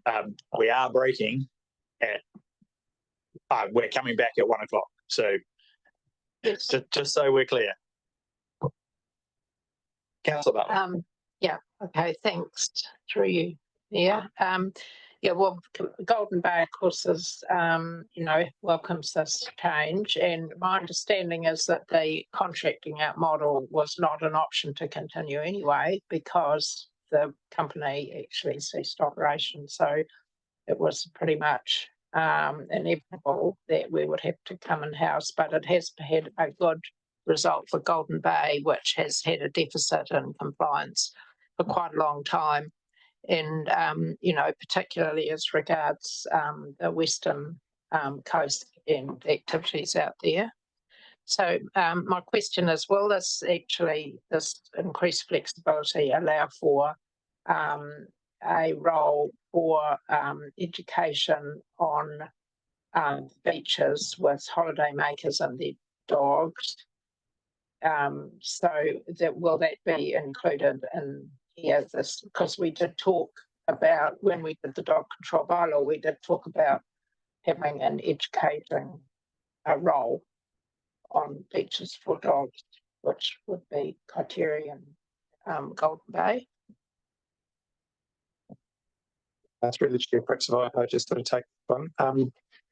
Just to step you through time, we did stand up a team when the contract fell over because of the lack of, lack of sustainability of that contract. We then embedded that team for the remainder of this year, so we've got fixed term contracts. What we're looking at now is a stepping stone towards the future, which would, and what the 17A report is saying is it's a better option to deliver the service internally going forward than it is to look for another contractor at this point in time. So decisions about resourcing are tied up with the annual plan decisions. That's a sort of a slightly different conversation. But in terms of the question you asked about education-wise, the whole regulatory unit, of which this is a component of, works under the VADE model, which is another discussion that we're bringing through. So the voluntary side of our enforcement is the strong anchor that this unit taps into first and foremost. So by all means, it's a key part of our education, is a key part of our delivery, and bringing a unit together with the capacity to have multi-skilled elements to that is a means of actually being able to deliver that effectively in amongst our community. So how we deliver it is a matter of the resourcing that we get. That is the discussion that we are still working through, but it's certainly a strong part of our intention that forms a cornerstone of the approach that we take, particularly moving into a new area, new in the sense of permanent staff based in Golden Bay. There's a whole context to fit into there, and we're looking to do that in the right way. Okay, thanks. Okay, thank you. Sure. And just bearing in mind we're out for consultation on the fees and charges. So the council, again, as I keep repeating, has the opportunity when they get the feedback, and if the feedback is to say, actually, X, Y, and Z, we want to do something different. We don't want to put the charges up. That reflects the level of service, drop the level of service. So that will be a decision to make when you receive the submissions on the draft fees and charges schedule. Councillor Hill, then Councillor Greening. Thanks, Chair. So there's talk about how there's an increased cost to this, but that's based on what the old contract was, isn't it? That's what we're talking about. So we're saying this is what it's costing in house. There's not another option. There's no one knocking on the door saying, "Boy, we've got a deal for you." But I'm aware that we're talking about, oh, this is an increase in cost. But if that company didn't cease to continue and was going to bid again for a contract, it's correct that that would have been an increased amount. So they wouldn't have been saying we can do this for the same amount. So I think we just got to make sure that we're not just jumping on, oh, here's a big increase in taking it in-house. The reality of having someone externally doing it wouldn't be much cheaper. If cheaper, we don't know that. So I'm just a bit concerned around that's a part of the flavour of the conversation, I think. And just to re-emphasise that there isn't another option right now. And I suppose about the increased level of service. Yeah, you know, are we in the business of that? Actually, we're just not going to increase our level of service around anything at any time at all because of the situation we're in financially? Or is it more the case that actually what we're proposing to do with level of service is what's required? You know, so that's the question. So I just think we've gotten political about it quite quickly and not really, accepting the reality of the situation. And I think the business about increased dog fees is around user pay. So I don't know that dog owners are subsidising anything. I think that we're trying to get people who are receiving a service to be paying for that. Okay, thank you. Okay, Councillor Greening, and then we'll move on. Yes, I just wanted to pick up on the discussion, which to me was, I think, looking very siloed. You know, it's either this or the other option is to reduce service levels. Like, you operate within those types of choices if it's a very narrow silo that you're operating in. It's got to be looked at more broadly than just in this team, it's either more services or not more services. I think it's very siloed. We need to be taking a broader approach to how we're funding these things. I will say that what's in the report is increasing service levels above what we've funded before. Appreciate that the contract's ended and it needs to come in-house. I have no problem with in-house if it's operating within existing budgets. So my concern with the approach that seems to be articulated in this report is contrary to an approach where you go, okay, we need to bring it in-house. We have a budget for this group, and to bring them in-house, we're going to have to not do this activity within this budget. Ideally, you take a much broader approach because it's a whole of organisation approach. Maybe that will come through the LTP or annual plan process that we're looking at. But I can't agree with this approach of we're brought in-house and that's an excuse now to increase service levels. No, it's not. You need to be managing within your existing budget. And what I'm hearing is you're expanding your existing budget to increase service levels, and we're offsetting that by increasing dog user charges. So I think that's a vicious circle that you're playing in. So I'm not going to support this report. I think the approach that appears to be adopted is not one this council has been signalling, which I thought we were, and we just had an earlier discussion how people are trying to save costs. And what I'm hearing here is we're increasing our budgets and our service levels because we have to bring it in-house, and that's a good excuse to use. No, it's not. So I'm voting against this report. Thank you. Okay, thank you. So it's been moved and seconded. I think the key thing is there is a genuine conversation about levels of service and cost, and that is through the schedule fees and charges and the information that underpins that.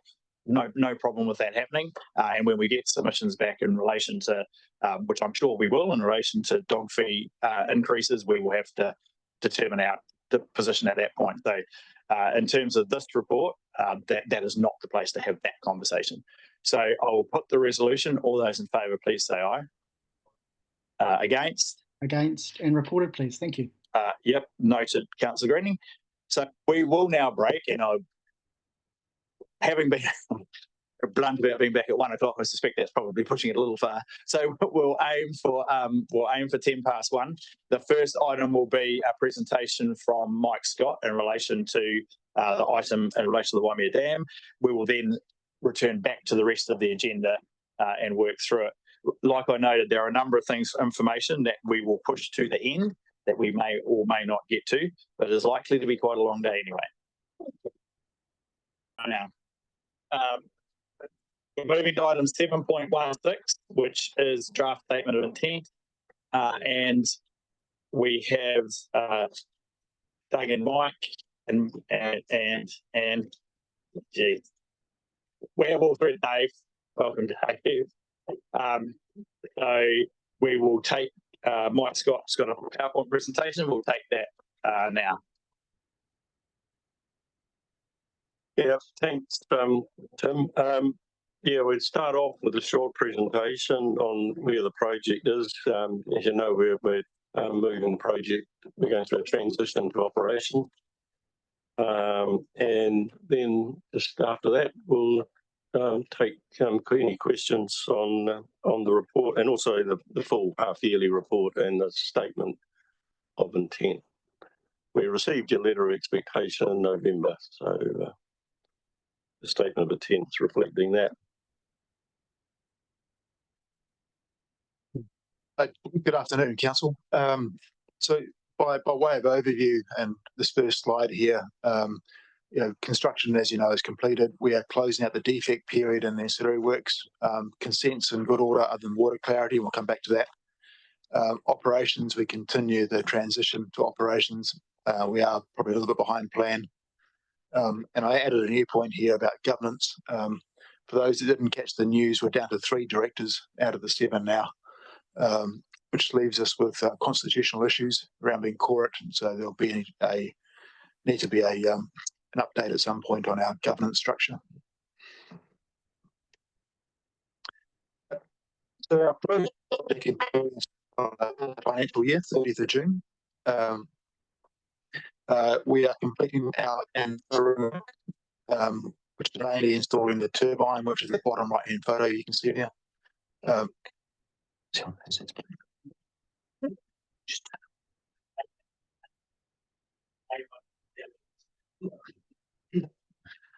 Yeah, there we are.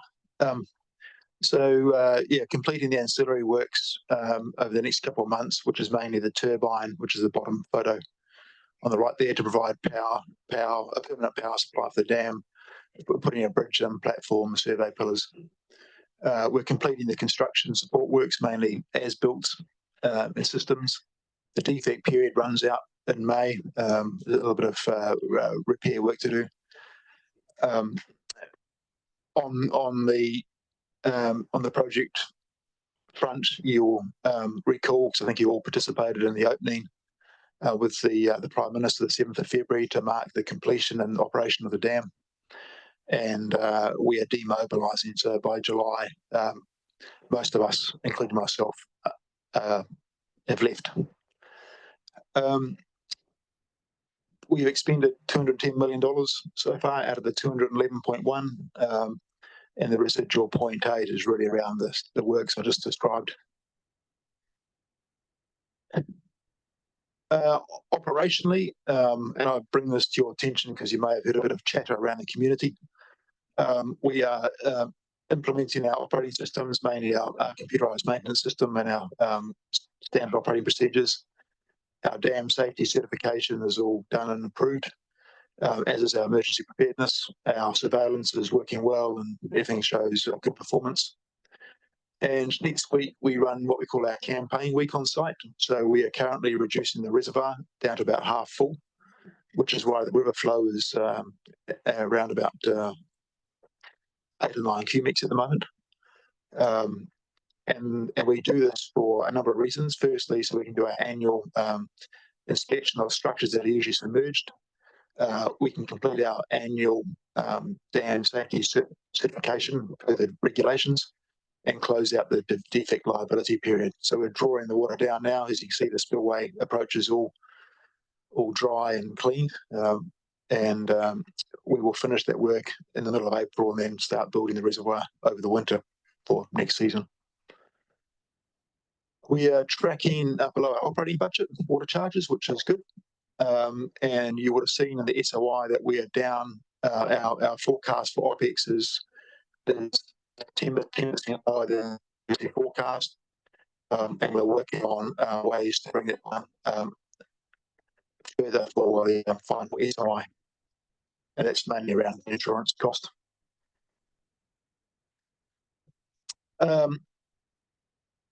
Water quality, I bring this to your attention. As I said, there's been a bit of talk about it. We've had some complaints. You may have received some as well. To the resource consent, 8 out of 9 measures are in good order. We continue to struggle a bit with water clarity. Since we last spoke, we're measuring about 4.4 out of the 5 metre consent requirement. It's just something we have to keep working on. There have been complaints, I think, to the TDC and ourselves about some growth in the riverbed.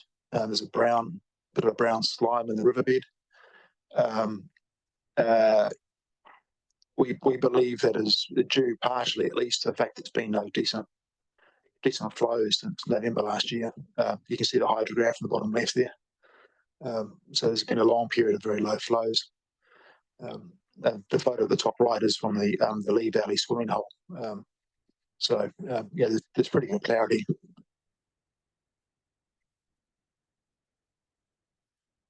And finally, before I go to questions, as you know, I'm finishing soon, so this is my last time in front of the Tasman District Council. I thought I would close with some numbers just to give you some context on what we've achieved. The numbers at the top you've seen before. So the Rockfield embankment was 490,000 cubic metres. We poured 33,000 cubic metres of concrete, including a 12,000 square metre concrete face, 2,600 tonnes of reinforcing steel, 18 kilometres of drilling for the grout curtain, 4,800 ground anchors. What you may not know so much is that we had 1,622 people work on the project that were inducted to work, most of those locals. We issued 2,600 drawings. We had 617 QA lots. Waimea Water Limited, me and my team of 10 people, had 96 contracts with separate contractors and suppliers.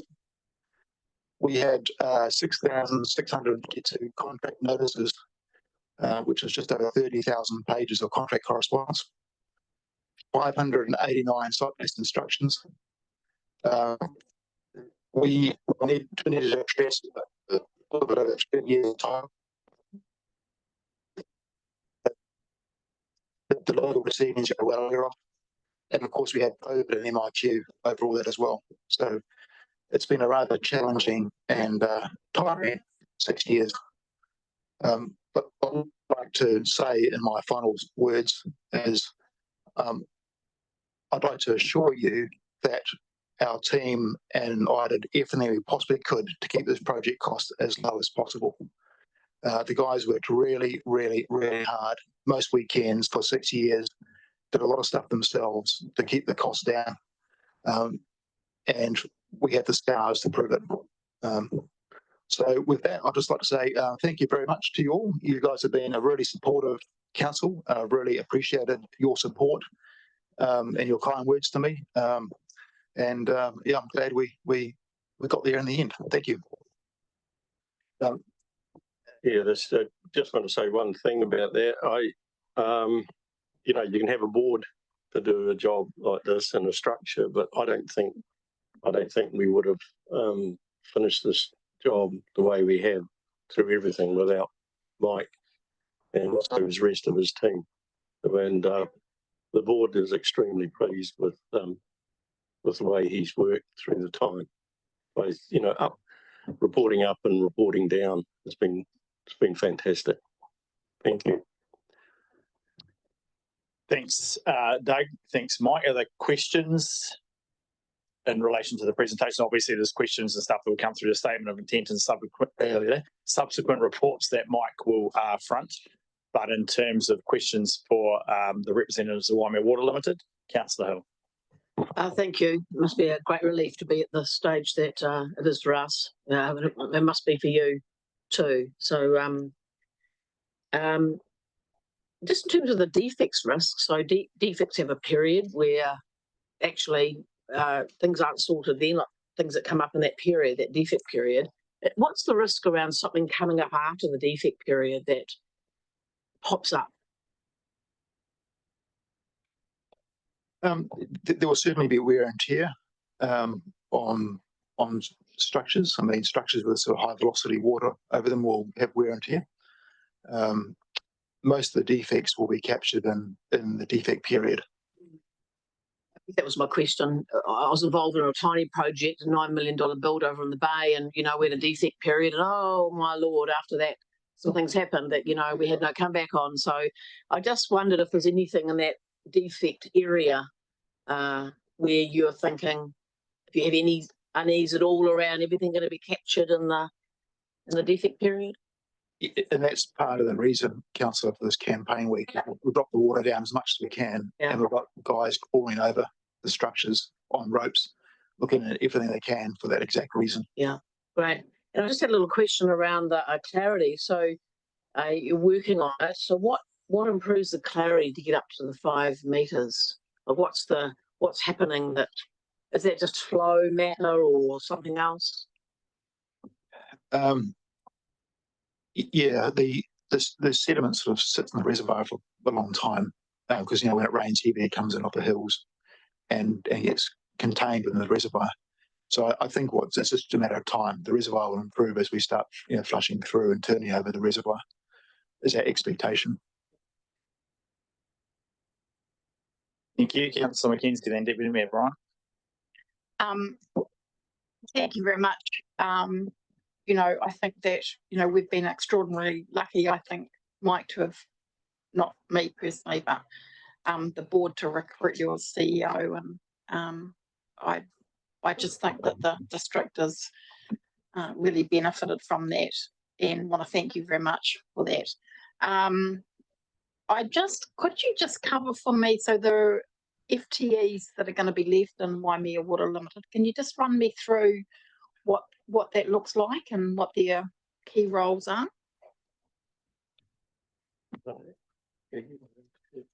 Yeah, Councillor. So the plan is five staff working around about from 3.5 FTE. So there'll be part-time staff. There's some logic in having more bodies for resilience. So if someone gets sick, it's part of the personnel. Yeah. So that organisation will include a general manager who's got good experience in asset management and operations. And the board are currently recruiting. Yeah. Yes, we're interviewing Friday and next week. Yep. We're interviewing this Friday and next week for a general manager. We're interviewing 5 candidates. Yep. We're also we've gone out for as Mike said, we got an operations manager, but we're also getting a backup operator to work, and we'll be interviewing for that shortly. We have Dave still with the financial controls, and we have our project administrator. Okay. And as before, we have currently we have a board of 3 nominally, but we're not. There's a few things that got to pass before they become proper quota. Cool. Thank you for that. And I'm an ideas person, not an implementer. So my idea would be that we should be presenting you with some kind of a cake that's made to look like a dam. But as I'm not an implementer, I haven't baked one, and nor have I arranged it. But thank you very much for all your efforts. Yeah, and thank you, Councillor. It's a very kind thought here. Yeah, Mike's away shortly on a well-earned break. He take leave, and then when he comes back, as you know, he hasn't taken much leave, and he's accumulated it. But he'll be back for a very short time in about June, was it? A short time then. So, and he still lives here, and he's still there for everyone to talk to. I suspect that may go on for some time. Yes. Deputy Mayor Bryant. Thank you, Mayor. Yeah, thank you, Mike and Doug. Firstly, Mike, yeah, huge thanks to you for the effort you've put in over the time, and particularly the way you've communicated not only with elected members, but all the people that have been involved in the project right from the start, right through to completion. I certainly, and like we've had a number of trips up there right from the early days and kept us in the picture well and truly. So hugely appreciated the work you've done. One of my questions is, if you were to look at this project again or had your time again, what's the biggest learning you think you've learned from this project?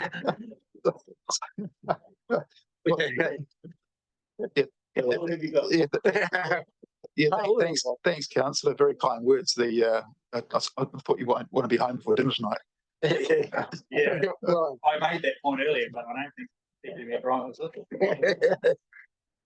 Look, yeah, I mean, there are lessons that have been that have been relearned. It's the same sort of issues that have happened on many projects before. Essentially, projects succeed and fail before the shovel goes into the ground. So more front end was where probably the work needed to be. A really good project is all about execution. It's not about redesigning on the fly. So there are lessons. I mean, I hesitate because this is the first large dam in 30 years, right? In the Ministry of Works days, they all moved around one dam to the next, so they took that skill and experience from one project to the next. Then we stopped for 30 years, and we've had to sort of relearn and start again, which is a bit of an indictment on New Zealand, I think. But having said that, you know, I mean, we've relearned, and next projects will benefit from those learnings. Yeah, and certainly water augmentation projects around the country have already been to see the Mayor visited the dam, I understand. So obviously there'll be learnings for the whole community going forward. So my other question was for Doug, just in relation to the governance. So with 3 directors, is there a plan to, obviously 3 would be the very minimum, or what does the trust deed say? Who wants to answer that? Doug, we can cover this. I can answer that. Well, you know, there's further discussions. You know, David Wright will discuss this further with Tim and the rest of you. But we worked on the basis that, you know, 3 was the number. We wish to maintain 2 TDC directors, councillor, and 1 from the irrigators, which keeps the balance that was originally with the bigger board as well. So, and as you said, at the moment we've still got to be passed through as being acceptable. That's the proposal, but we're operating like that at the moment. You know, so effectively, you know, Julian from the irrigators has resigned, and also Andrew Spittle and Graham. But so that sort of leaves myself, David, and Breno Simpson, and it was also, as well as the number of, you know, like two of one of the other, was also making sure we had the skill level spread across those 3, both in the financial side and the technical side, to carry on. Thank you. Yeah, it's been really helpful. Once again, thanks for all the work you've done. Yeah, so just for clarity, so this is not a non-managed process. So there has been correspondence communication between the council, irrigators, and Waimea Water Limited about the process. Obviously, there is a reduction in cost as board members move on, as Dave highlighted. There will need to be a different mix of board members for an operational project as opposed to a construction project. In the meantime, the legal situation is the board can still continue to make decisions. There is some work to do around updating the constitution to reflect the change in numbers. So it is all being managed, I guess, is the key point. Yeah, thank you. It's to keep the technical, the financial and but also the technical side as we get through the defect liability period. Okay, thank you. If there's nothing further. Okay. Having been one of the original guys that sat in this room 25 years ago as an irrigator, it's a pleasure to get to this point.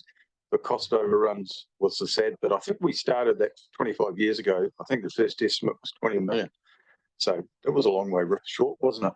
But Mike, it's been a pleasure to work with you, and I wish you all the best in the future.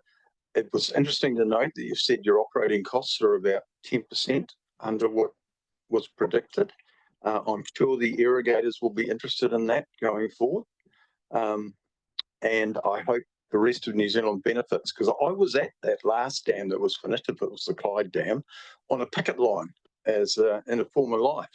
So to be involved in this next one has been an interesting thing. But I was on a picket line in a blue uniform. So we don't really have time for reminiscing. As much as everyone would love to reminisce, there's another time and a place for that. So thank you, Councillor Mailing, for acknowledging. I'd just like to reiterate, Mike, my thanks on behalf of the council and the wider community. It has been a challenging project. Dealing with some very kind of, I guess, some different components. So you get the irrigator, so a private-public partnership. There is often tension within that. Building the first large dam in such a long time has presented its own challenges. And like so, on behalf of myself and the council, really appreciate the effort you put in over the last 6 years. The team that you've built around you as well. So, like all of these things, it's not all about one person, but the people that you bring in. And so, Dave, Alistair, and a long number of other people who have formed part of that team over that 6 years, and then obviously to Doug, and also pass on, which I've done in writing, to those board members who have chosen the completion of the dam as the time to exit. Our appreciation to everyone in that space as well. So thank you all for your time and commitment. We look forward to many years of it operating and providing benefits. So thank you.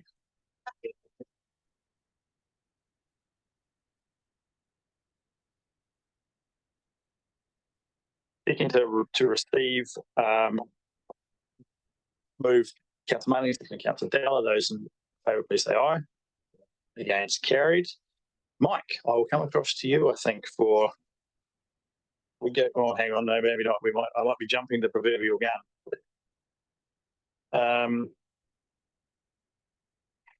We might as well carry on with dam related. So I think that maybe the mid anything you want to add around the statement of intent, Mike, firstly.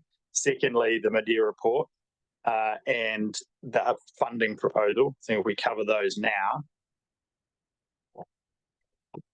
Through Mr. Mayor, in terms of the report on the draft SOI, page 452 for councillors.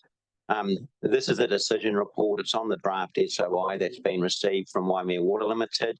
This is a shareholder matter, so it involves both council and Will. Will have advised us that they are comfortable with the draft statement of intent. As a result of the council decision extending the availability period for the $5 million shareholder advance for water charge smoothing, there'll be an update to the financials in the final statement of intent to reflect a longer period of drawdown. Staff have also requested that the final SOI disclose some key assumptions underlying the financial estimates. That's been managed at a staff level, and there's no need for the council to resolve around that matter. Otherwise, I'll take the report as being read, and there's no further matters I need to draw your attention to in the draft statement of intent. Right. So in effect, that is the item we've just covered.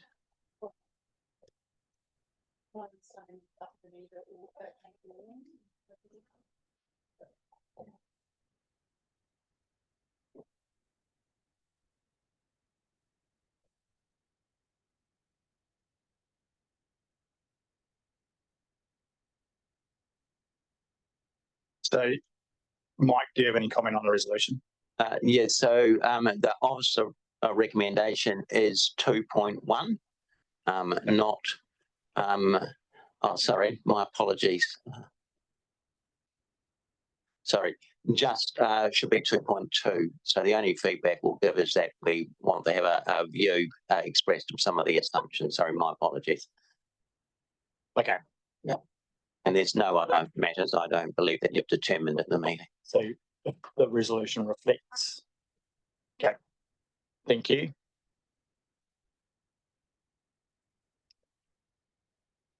Councillor Mailing. Yeah, I'm happy to move this one. Thank you. Is there a seconder? So with the inclusion of 2.2 as opposed to 2.1. Thank you. Councillor McKenzie seconded. Anything further? All in favour, please say aye. Aye. Against, carried. Mid-year report, Mike. Through Mr. Mayor. So this is an information report. It's a very routine matter to have the financials of the CCO reported up to council. The Waimea Water Limited results have already been made public by Waimea Water Limited, and you've just received an update from Mike Scott and the team on the drafts on the progress on the project. And you've just been through the draft SOI. So I'll take the report as read, and our operator's recommendation is on the screen. Okay, thank you, Mike. Again, open for comment or feedback. It is pretty machinery, given it is a backward-looking move. Deputy Mayor Bryant seconded. Councillor Maru. There's nothing further. All in favour, please say aye. Against, carried. And while you're here, Mike, do you want to cover the 25-26 annual plan funding proposal? Through Mr. Mayor. So this is not quite so routine. Now that the final project cost is known, the final project funding can be put in place. That is set out in another report for today's meeting. This request or this recommendation to council is about how you might fund part of the 30% environmental flow public good component of the dam. There's an opportunity here to utilise the fund we've previously tagged for funding this, and the flow-on effect is that they will impact on the draft annual plan for 2025-26 and subsequent annual plans. I'll take the report as read. Thank you, Mike. So it's page 446 for those who are following item 7.15. So open for discussion, commentary, moving and or seconding.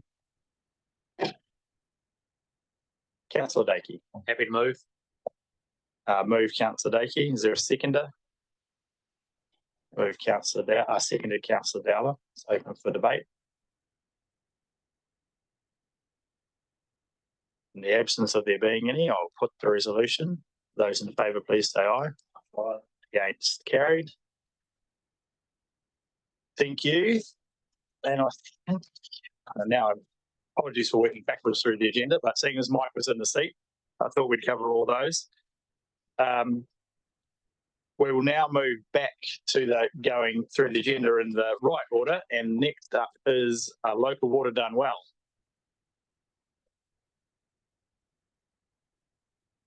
A term I use advisedly, but that is the term we've been given. So Richard, Dwayne, over to you. So this report on 7.9, page 196. Who is Richard? I will be. I just need to get the other staff down that need in. Yes, we said we've moved with such alacrity in the last half an hour.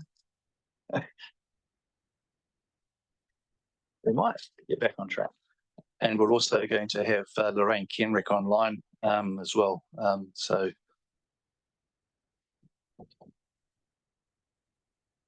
I'll take the report as read, Mr. Mayor, and open for questions. There's been no inaccuracies in the report. And always a good start. Yeah. Well, not that I'm aware of, put it that way. Yeah, well, yes. Subject to people raising questions and queries which may identify. Well, that's true. No. So open for questions. Thank you. It is open for questions. So bearing in mind, this is probably one of the more important decisions that we'll make in this term of council, albeit is what we go out for consultation on. So there are subsequent processes to go through. But this is something that has in the past excited a fair amount of community feedback in terms of the previous proposals around how we manage. Yes, I'm aware of Councillor Greening's hand, so I will come to him immediately.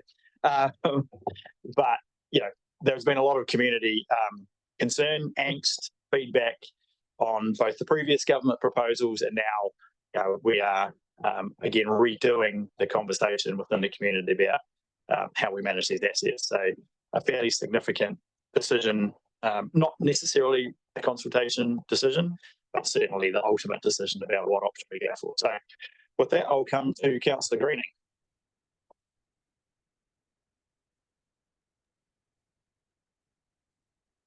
Yeah, just a question in relation to the need for resolution motion 2. Richard. I think the intention, I think, is, and I know with the affordable waters process, Wicks of Scotland did say that at that stage that economies of scale were fairly important when it comes to managing water and gaining the efficiencies that you gain. They used a figure of 500,000 from my recollection. Our advisors have told us that 200,000 is probably considered a figure that you need to get the efficiencies over the 15 to 20 years that you need. In-house and CCO on your own, with populations of like we've got, we will probably not get those efficiencies that we would otherwise now. So number 3 basically is, or number 2 is basically encouraging us, or asking the council for us to consider the discussions with Buller and Marlborough.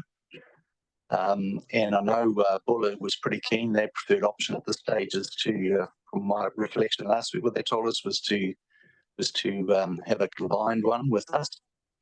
Though I understand discussions may be occurring in Westland on a different note, but the door is still open here to continue those discussions. One of the reasons why we didn't state this as a preferred option for this council at this point in time is that we believe there's insufficient investigations done on the implications of a combined water activity. We've seen the financial advantages, and roughly the financial stuff's largely the same. I'll comment to my comment before, though, with the combined CEO of the 3 councils, we're more likely to get efficiencies gained over the next 10 to 15 years than we otherwise would if we went on. So that's the reason why I've got number 2 there, is that our preferred long-term objective, certainly from our perspective, is a combined CCO with at least Marlborough and Buller, and our other neighbours might come on board in time as well. So I'll ask again, do we need this item 2 in our resolution? So the recommendation is, and Richard's provided the staff's advice as to why they believe it should be there. Ultimately, the decision of whether it's needed or not will come down to who moves what. And so we have a staff recommendation, which may or may not be the preferred position of the council. So it's not essential, I guess, is the point, Councillor Greening. It will depend on which, so it's not essential. It reflects the staff's advice. So I don't think we need resolution 2, and in fact, I think it might compromise the consultation process. And at this very moment, it's probably not my preferred option at this time either. So I'm happy to move the receiving of the report and resolution 4. As the council decided to be a shareholder, I don't see why we need that either.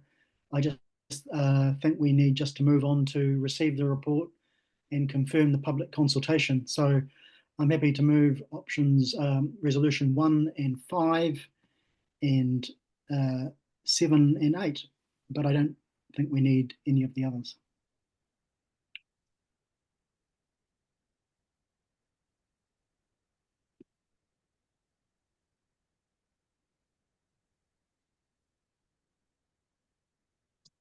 The only problems. I will look for a seconder, so just bear with. Okay, you go back up to 5, please. Yep, coming. I'm just. It's all right. Sorry, Councillor Ellis. I will come to you immediately. So 5, preferred option. The reason Okay, so the key thing is, so Councillor Greening, so I can accept your resolution if you have 6. It doesn't have to be the same 6, but we have to have a preferred option. So if you move 5, 1, 5, 6, and it may not be 2A and 7 and 8, that's fine. But we have to have a preferred option. That is correct.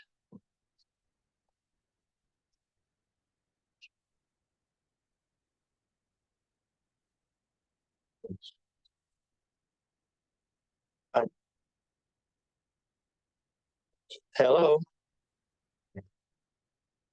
Oh, that's unfortunate. Right. So I think I know. I think I know what Councillor. Sorry, Councillor Greening, welcome back. Yeah. Option 1 is my preferred option in that group. So okay, so 1.5 preferred option A, which is option 1, and then resolutions 6 and 7. Oh, sorry, 7 and 8. Yeah. So resolutions 1, 5, 7, 8, with an indication that in 5, option 1 is our preferred option. Yep, I knew that's what you were intending to do, but we just need to be clear. Okay. And can I just get some clarification on the words enhanced? I'm not sure why we have to add enhanced. I think the wording in the legislation, or the wording, the options are enhanced status quo, because it is very much, and this will no doubt come out in the debate or questions, it is not the status quo as the community might understand it. It is, by definition, enhanced if you believe in what the enhancements are. But it's certainly not the status quo, I think, is the key point. So is that more a reflection of the reporting requirements being enhanced by additional reporting requirements? Or? No, there's a lot more to it than that. The enhanced means the whole water activity is ring fenced, and all the revenue from the services within the 3 waters activities go to those 3 water activities. Council cannot, like at the moment, use dividends from the port to subsidise the waters. Waters have to be standalone, even though they're still within council. Yep. And we can't use general rate. And we can't use general rate either. That's correct. And the biggest implication of that is? Well, the biggest implication is that costs will be ring fenced for that, and you've got the notes in there on that. The other aspect is that with the CCO, you'd get directors with competent professional, giving professional advice, whereas in the enhanced status quo, unless you get independent people involved, like in a subcommittee or a committee of some sort, it'll be open to this council again. I won't go down that track. I think we're doing a fairly good job. Yeah, no, I know that is what he's saying. That's not the answer I was looking for. But I understand that is built into the recommendation, that having professional people as opposed to us is a preference. The implication I'm asking about is the ring fencing. Currently, we utilise approximately X amount of money from the dividends that does assist the 3 waters activity. That cannot continue under an enhanced status quo. That, in terms of the financial implications, that is the answer. That is correct, and we estimate about 700,000 a year that would have to go back onto the water charges, stormwater charges, and wastewater charges. The corollary being it actually comes off the general rate payer. So there is. So I'm not debating the merits. Rather, I'm just saying, for clarity, that money would then come off or be available for use towards other ratepayer funded activities, roading, parks, reserves, etc. But it can no longer be utilised for the 3 waters activities. Correct. So the net benefit just gets redistributed to another. Yeah, exactly. Yeah, net effect 0. Yeah. No. So just to be clear, the net effect on a water user is not 0. The net effect is negative on a water user, stormwater user, or a wastewater user. The net effect is not 0. It is positive on general Or a general rate rates for payer, those not connected. yeah, So yeah. just For a general it is rate payer. absolutely not zero, just for clarity. For a general rate payer, the net effect is just shifting the offset from one activity to another. They pay for both. So No. So just again for clarity, it is absolutely not that case.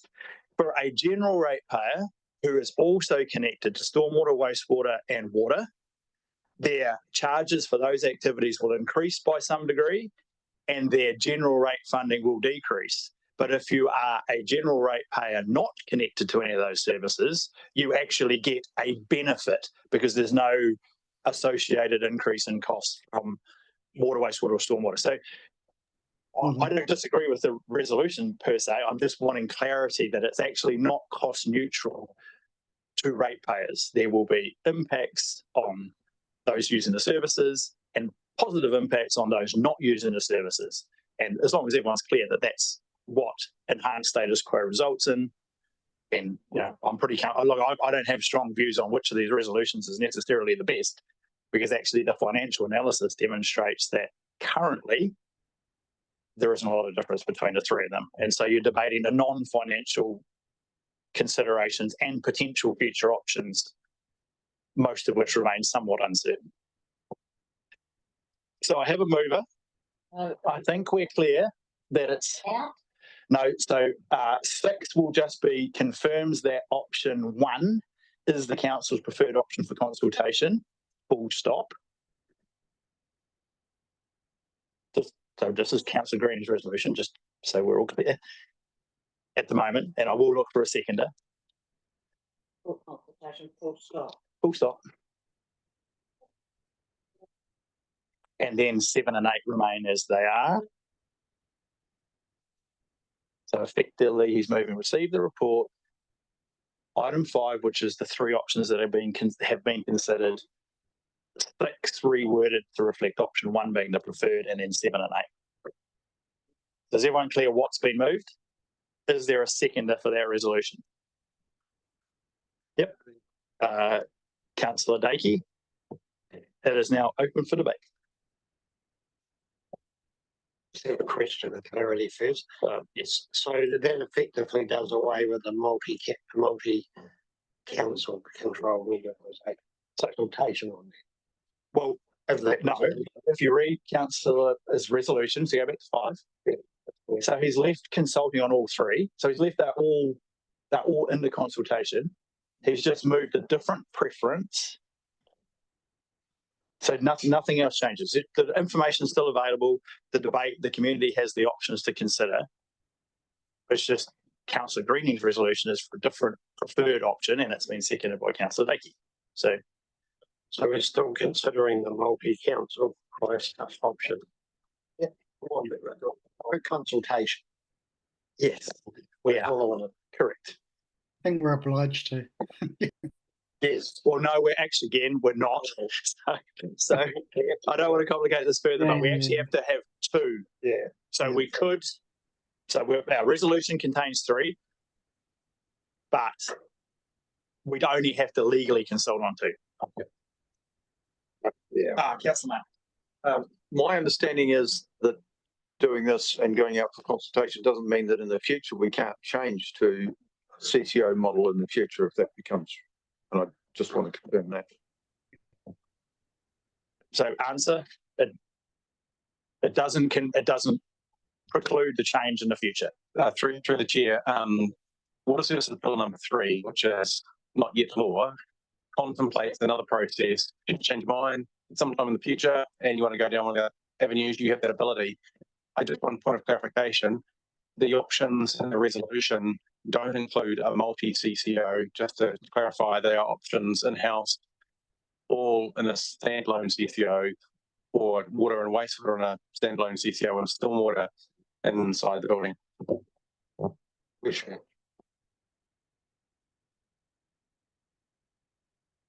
That is a good clarification. So, and that reflects the legal, the Water Services Bill under which we're consulting, which requires us to have 2 options. If you were doing it in the Local Government Act, you would have to canvass all of the available options, but the government has made this process more streamlined.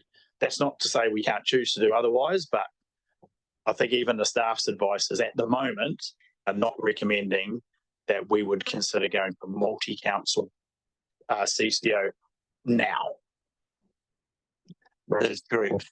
And I did comment in my report that if you form your own CCO, it's probably going to be much easier to go into a combined CCO than going from enhanced into a CCO. Correct. But they weren't recommending consulting on the combined one in this round anyway. Okay, thank you. Councillor Mailing? No, Councillor McKenzie? Thank you. So, I mean, this is about what we're going to put out to the community to consult on, and with it a preferred option. So, I guess what I'm interested in, having identified our preferred option, whichever one it is, do you see any hamstringing through the consultation process? I mean, actually, what's the purpose of identifying a preferred option? Is it to send a signal to the community that we've done our due diligence and this is what we think is best? And does it in any way hamstring us in any way? I understand it's a requirement for the consultation, but I assume from that, if you go out preferred and the community comes back and don't like your preferred and prefer another one, you can make a decision to go to another one, as long as you've consulted on it. Okay, thank you. Councillor Dakey. Thank you. The reason, through the chair, the reason I'm supporting Councillor Greening's change here is because if I have to go out to the community and be honest, they're going to ask me what's the benefit. And when I've looked at the financials and the debt levels, I can't see one. There's some minor changes, but they're predicting on stability of what the government does or realising results that may or may not happen. When I look at Wellington Water and Auckland Water, and I'm expected to believe, some of these things, it's a big jump. So for me, I don't see the benefit to the community, and that's why I'm supporting the option that Councillor Greening is putting forward. Thank you, Councillor Dakey. Councillor Butler. Thank you. As regards the going to a CCO, there are implications for the council debt. There is that the debt for the Waimea Dam would be carried not by the council, but by the CCO. Is that right? That's a bit simplistic. Sorry. Yeah, a bit simplistic, Mike. Right. In this CCO model, council would be most likely to transfer its investment in Waimea Water Limited to the CCO. There are significant complexities and barriers if you were to transfer the entire dam, including irrigator capacity, into the water CCO. So that would go over. Council would probably retain the debt in relation to the public good component of the dam, the 30%, but you would expect debt and shareholder advances in relation to council and irrigator capacity to go over and be managed by a local water done well entity. There is a lot of work to be done before you even arrive at what that might look like. So you've got an option to transfer council share of the dam in. That's probably likely to occur if you go down the CCO path. What that finally looks like is a matter for another day, because it's a lot of complexity and a number of decisions you'd have to make to get there. Right, so that, as far as the consideration today, not really. It depends on what the reason for the question is. If the reason for the question is, will Golden Bay ratepayers continue to pay a contribution to the dam for the public good, then the answer is probably yes, because if you transfer in the component that relate to water supply, that is not the bit that they're currently paying for. If your question is, could it be a better overall structure to have one CCO managing water assets instead of two, i.e. a Waimea Dam CCO and a local water done, then the answer is that's probably beneficial, but it's not going to resolve the issue of the community paying the rate in Golden Bay. There, thanks. Yeah. Right, Councillor Butler, Councillor Mackenzie. I'm anticipating, given the conversation we had earlier in the day, and there was lots of hands up, and given how fundamentally important this decision is going to be, I suspect everyone's probably will want to have an opinion or at least ask a question. All right, well, I'm just going to ask one question and then I'll express a view. So my one question is with regards to Marlborough, can you just remind me, have they landed on what they're going to consult on as their preferred option yet? No, their meeting's next week, 7th of April, a week after. Okay, all right. Well, you know, I think that I'll support the resolution as it's currently been articulated. In a way, it's for consultation. I don't think the community, if they're interested in this, they're going to express their view anyway, regardless of what we have indicated as our preferred option or not. So I think that's going to be the important point when we get that feedback coming back. You know, and I don't want to second guess what kind of view I might form when we have to make a final decision. But at the moment, you know, I will express the view that, I mean, I'm not compelled around the CCO because we've been kind of like a bit of a political football on this already for years.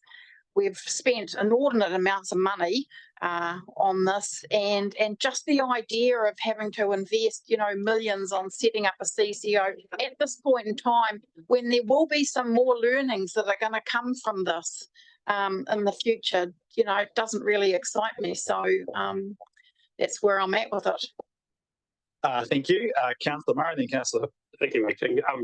I think we're back. I think Mackenzie and Murray are back and right again. so I too will support the resolution. I would have preferred number 3 to still be in there in terms of signaling our intent that continuing discussions with the other 2 councils is a good thing. But I can live with it not being there, but my preference would have been to be there. But I'm happy to support the resolution as it is. Thank you, Councillor Murray. Councillor Hill. I was just going to respond to that because that's the comment I was going to make, is that basically tells me not to talk again now any further with Buller and Marlborough. And I think we probably need to have those discussions because it means that we're not interested in them. Buller, I have to say now, I feel a bit aggrieved that both Marlborough and us are recommending preferred CCOs. They feel kind of jilted at the altar. And they would, because their preference is a combined one for obvious reasons. I mean, they're such a small entity. But that there basically tells them, sorry guys, we're not talking anymore. And I just think we should probably continue that. Yeah, so I mean, there's number 3. It could be regular, and I'm not trying to change Councillor Greening's resolution because I think he's been very clear on what he's trying to achieve. But a combination of 2 and 3, which doesn't preclude the continuing discussions with other parties, and that includes Nelson as well, because if the preferred option in this resolution is passed and we're standalone, and I accept entirely the rationale behind why it's been moved and seconded. Nelson have also are consulting on standalone. We're yet to see what Marlborough will consult on, and we know that Buller has a preference, and it's not surprising why. But I think it would still be good to continue the discussion and the conversation without necessarily the words around with the objective of or a preference for. So if the mover and seconder would like to at least think about that, we can come back to that in due course. Okay, and I'll come back to Councillor Greening. So I have Councillor Hill, Councillor Walker. Thanks, Chair. I think that what we send out to the communities of Tasman will need to be worded really carefully and not look like that. It's a really complex matter. I mean, you know, it's really, really complex. And I think that it's a real skill. And I know that, you know, staff have the ability to do this, of course, but it is a real skill to present really complex and technical and financial information in a way that anyone out in the district can read it and understand what we're saying and what's being asked of them, what our preference means. It's going to be critical to this because it's you know, I think people reading our report today, if someone's sort of, well, let's see what those buggers are doing today, and they read through the report, they'll just be like, holy Toledo. Not everybody, of course, but so it's going to be, it's an art, actually, to present this and go out so that our consultation documents genuinely enable people to better express a view. And I think the key aspects of what's going to be gained or lost, or not much at all, need to be expressed in ways that are just very, very clear. I've forgotten this, but what was the a little while ago, government expressed, was like a I'm not articulating this well because I can't remember it, but you know how they came out? They came out as a secondary thing to say, and actually, if you folk aren't going to consider CCOs or consider not working together, then I'm just wondering how that fits in. So yes, I think if I'm remembering the same thing you're remembering, which is possible, that may well have been a statement made by the former Minister for Local Government, who is now the Minister of Health, who made the statement around, like, very clearly and on a couple of occasions, that two things. One is that his belief was that 200,000 people, give or take, was the appropriate level for achieving efficiencies in the deliveries of Three Waters infrastructure, and also a very clear expectation that the government, who, and I'll come to this, ultimately has to sign us off. This is not a decision we get to arbitrarily make. We get to make a decision about what we consult on. We get to make a decision about what our preference after that is. At that point, we submit it to the government for their approval. And as we know with speed limits, sometimes you don't get approval and you get either told to go back through the process and do it again because they don't like it, or alternatively, you just get told to do something else, or alternatively, you might get a visit from the men in black suits from Wellington who might encourage you to have a different conversation. So yeah, I just think it's also clear in coming into this decision, and again, this is not because I actually have no problem with the resolution. I think I need to keep making that point, because where we start and where we finish are a bit of a double side of the same coin. We're consulting on the two main options, and we'll get the feedback, we'll make a decision. But ultimately, that decision will be made by DIA/the government when we submit our final proposal. And implementation doesn't actually happen until post the next local government and national government elections. So there's a fair bit of water to go under this proverbial bridge yet. And the point about the enhanced status quo, you know, that you could have an independent, there could be some independence in terms of a independent committee, was that the language that was used? You know, I just think it's important to present that as an option under that, so that if people come back and say, actually, we prefer there was independence. So, anyway. Absolutely. There are a lot of details below this high-level resolution, which will need to be carefully thought through and then communicated as part of the consultation, regardless of which our preference was at the start. Richard. Just one thing I'm going to confuse it even further now. There's an option 2A there that talks about how we deal with stormwater.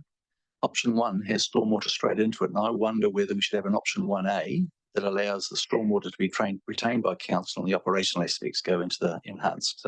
So right at this moment, we might get there, but the resolution is fairly clear at the moment, and I'm presuming Councillor Greening has assessed his preference and has gone with option 1, which includes stormwater.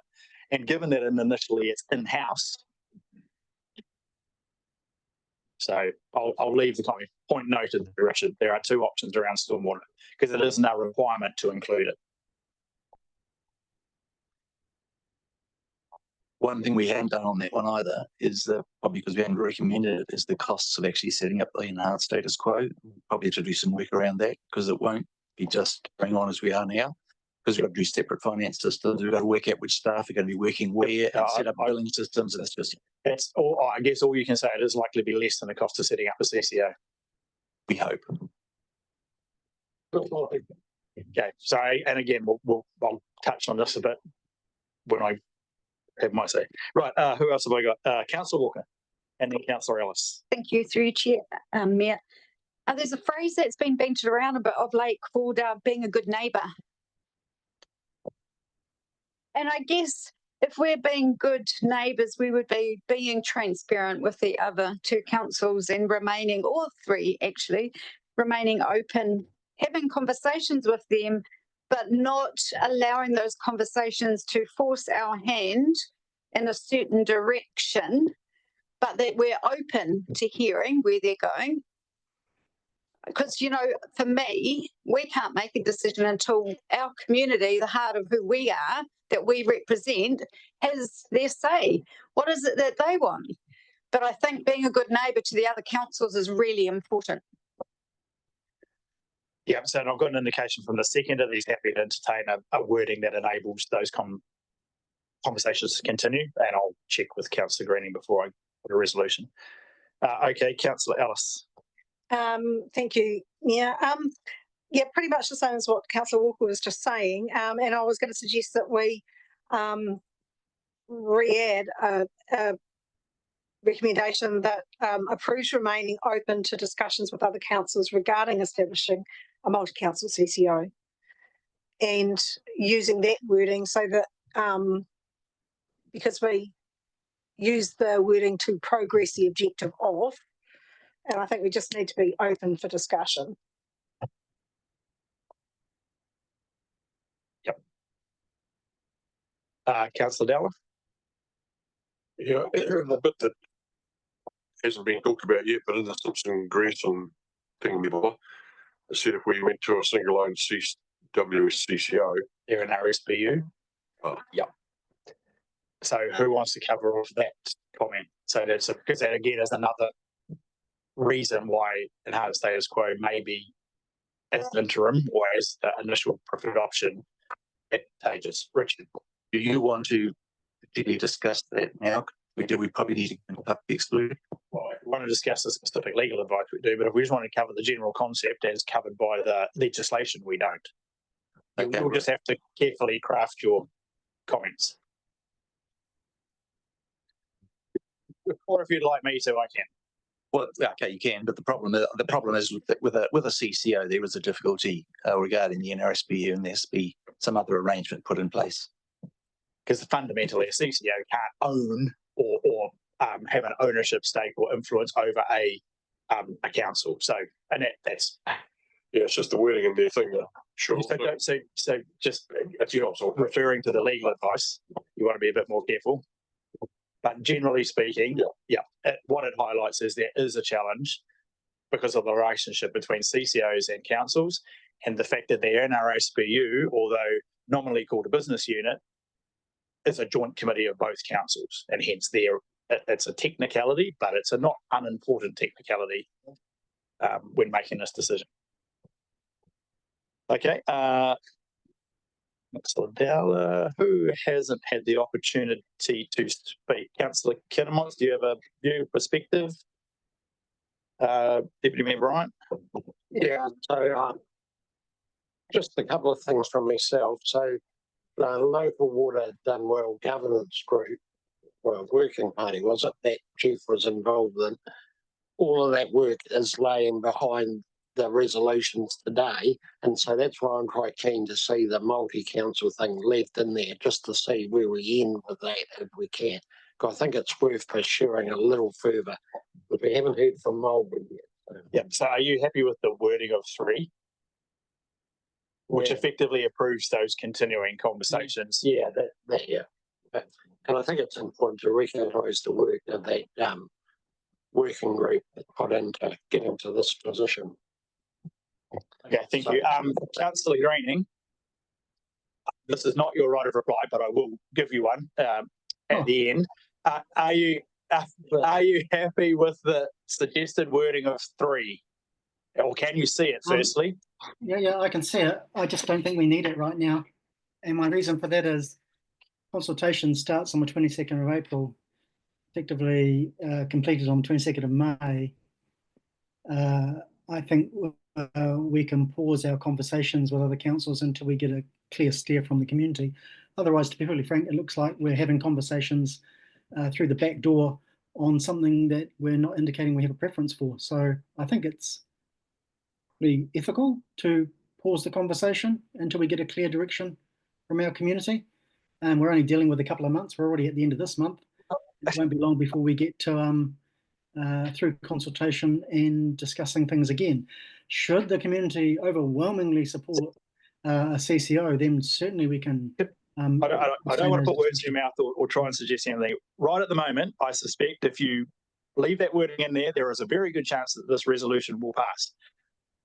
There's a possibility that if you don't include it, it might not, which actually will really be cutting your nose off to spite your face. So I'm just reading the room, and I'm happy for you to stick with your current resolution. Yeah, I'm quite happy to stick with my current resolution.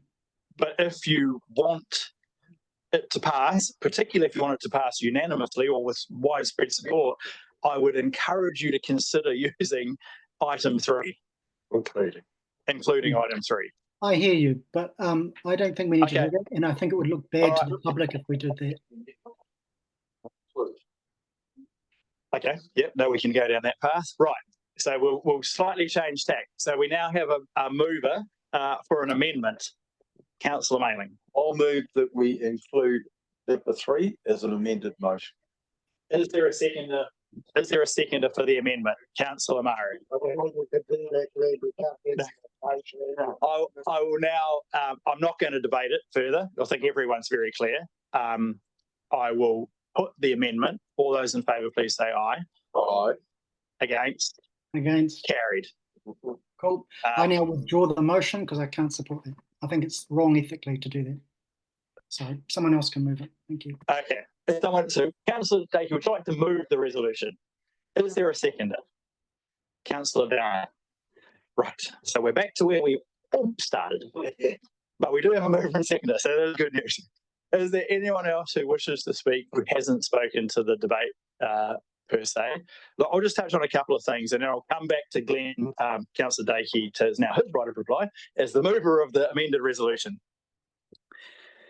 I think that in the coming back to Councillor Hill's point, the communication is going to be so important because and it's actually not that helpful that they've used status quo in the wording, because the key thing is enhanced, and whether it's enhanced or not will very much depend on your perspective.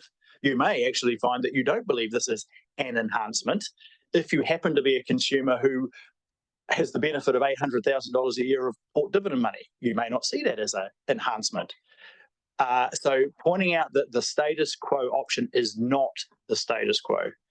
I think it's also important that regardless of which of these options we end up with, including the enhanced status quo, the environment in which we operate has changed significantly with the particularly Taumata Arawai's role, but as importantly, and I think particularly around costs and charging, the role of the Commerce Commission. And we are paying both of those entities for the privilege of being regulated by them, but it is going to be a far more regulated environment in which any of these options will operate going forward. So I think that's crucially important. I think it's also really important to highlight that the reason that, and that, again, this is partly a question, so if I'm wrong, please jump in. Part of the reason that as a unitary authority, our figures look so similar across the options is because the financial measure for borrowing, which is changing to this FFO model versus the way we currently measure our borrowing for our borrowing covenants, means that the revenue we receive from activities not related to Three Waters enables us to borrow a greater percentage of the value of the Three Waters assets. Now, that is financially advantageous to those who are Three Waters consumers and customers. But should, for example, the RMA changes remove a significant chunk of our non-Three Waters activities and put it into, for example, a regionalised environmental protection agency that undertakes compliance and enforcement, that will be revenue we no longer receive. Should there be changes to the Building Act administration and it goes into a different structural entity, we lose that revenue. And suddenly, what looks like a sustainable financial model in terms of borrowing and revenue doesn't look quite so sustainable. And we may or may not have much say in those subsequent decisions. So I think that's really important to make clear to people when we're asking for their feedback, that there's a number of things that are changing very significantly, even in what is called the status quo model. think something else that's really key to point out is this is not Wellington Water. Wellington Water, I suspect for a lot of community feedback and for councillors' decision making, is probably getting people to lean well away from CCOs, because that's been constantly brought up as an example of what can only be described as not great asset management and investment decision making around Three Waters.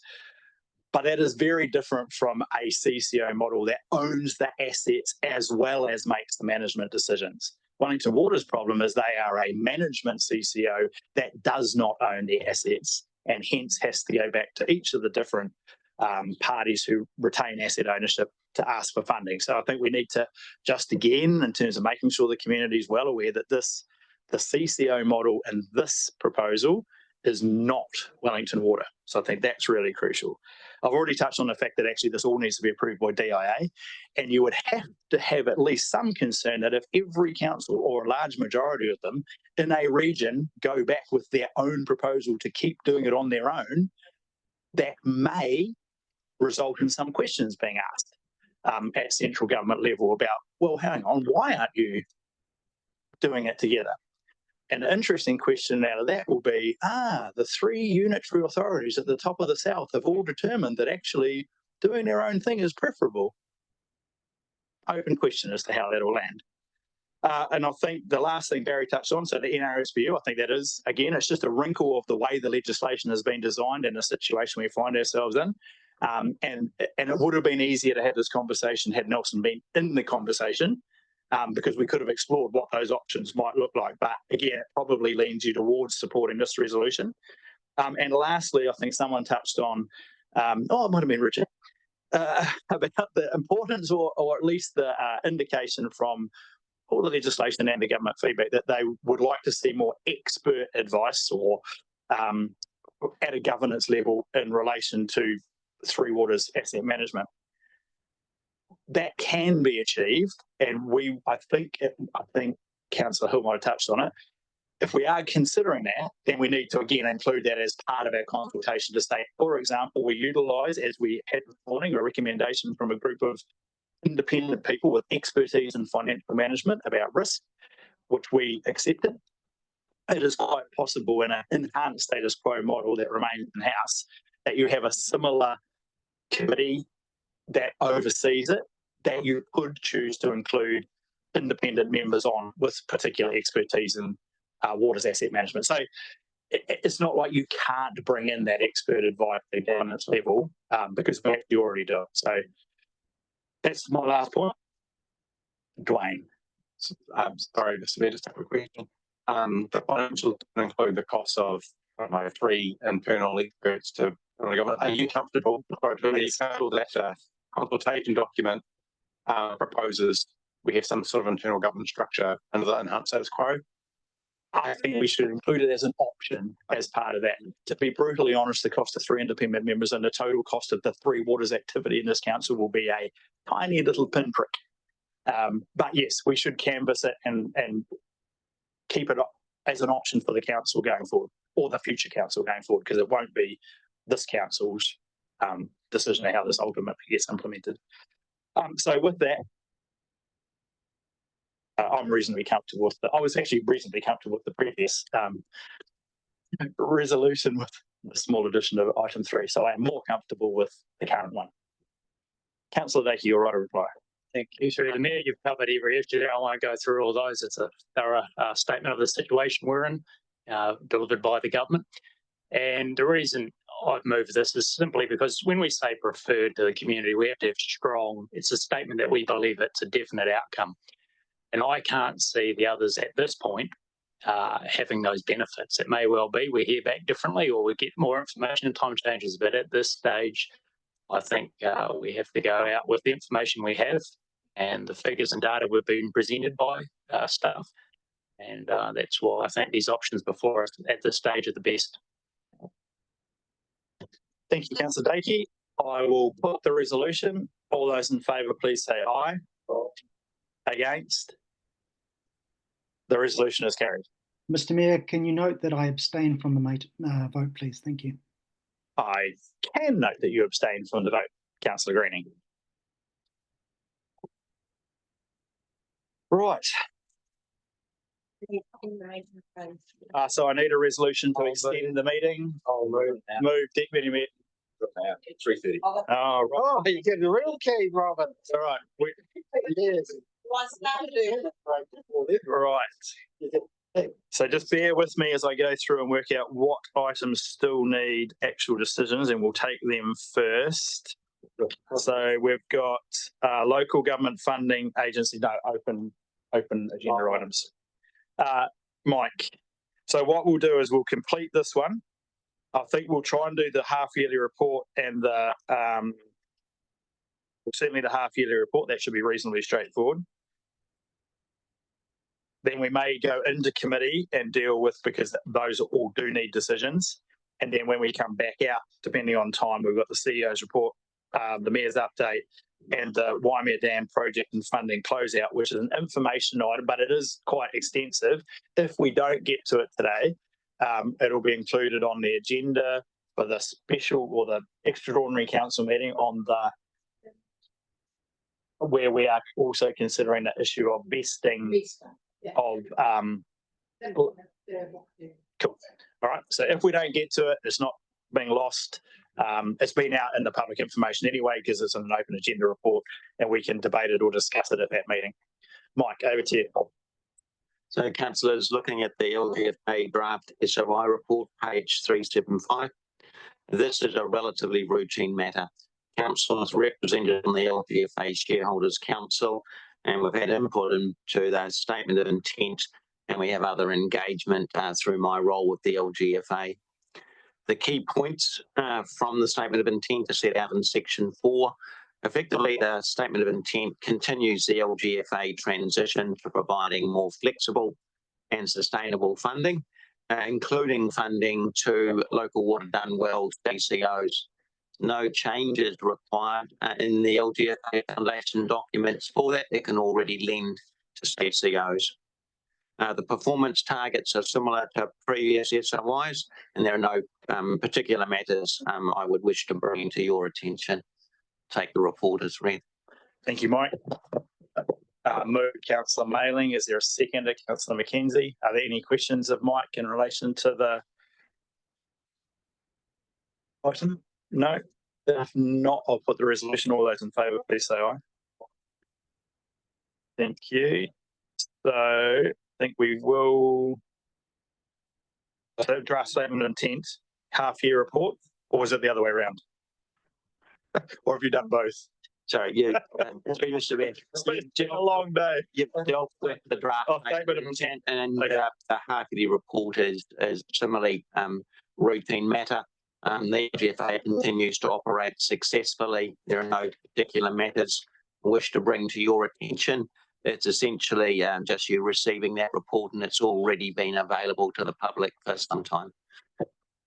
Thank you, Mike. Is there a mover for the half-year report, Councillor McKenzie? Have you got any question that goes with it, or just moving? Deputy Mayor Brian. I've had second hand. Mike, forgive me, but I haven't had time to read this report. I just want to ask a question. Has there been some thought given or preparation for loaning to water entities through the LGFA? Mike, short answer. That's a bit longer. Short answer is yes, and the LGFA has issued a comprehensive document on its position on lending to the local water done well entities. Is it within this report then, or a separate report? Is it covered in the information that sits behind the previous conversation? Yes, and I'm happy to circulate that information to councillors. Are you going to circulate, or you have? I'm most happy to circulate. No, I'm happy to circulate. So the answer is yes, they have. Yep. And it's a point I didn't make previously, but it actually backs the decision we just made as well, is that ultimately we are required to underwrite or guarantee any funding. So should we have created a CCO, or should we still create one post-consultation, we still have to underwrite and or guarantee the debt that they take on, which is another reason why the decision we just made is arguably the best point to start. Yeah, for sure. Yeah, if you could circulate that, Mike, that'd be great. Okay, thank you. So it's been moved and seconded. Yes, Councillor McKenzie. Are we getting any royalties for using our dam in the half-year report? No. Yeah.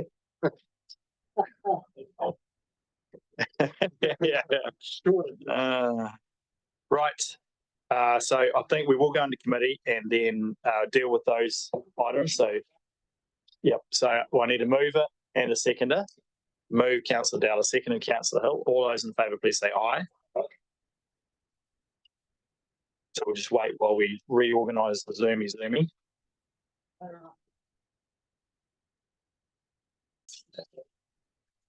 Yep.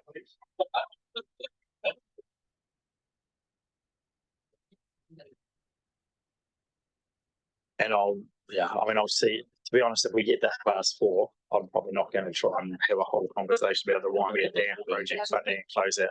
Well, I don't know.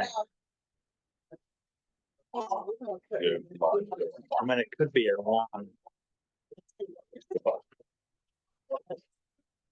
Yeah, I know we could do that, and then actually, it doesn't matter. We take our report. It doesn't matter. Okay, right. So we're back into open meeting. I would like to conclude by 4:30 because it has been a long day. There's been a lot of ground covered and a lot of discussion. And if the chief executive's update or my update needs to be pushed to that meeting, whatever day that was, then I think we'll do that as opposed to try and just march on through the latter part of the day. But we will come to Mike, who's shocked that I've brought him up the agenda. But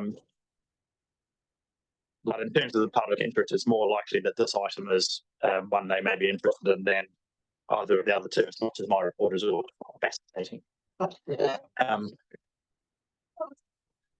I'm saying my report is always fascinating. It's highly anticipated. There you go, just 7.14.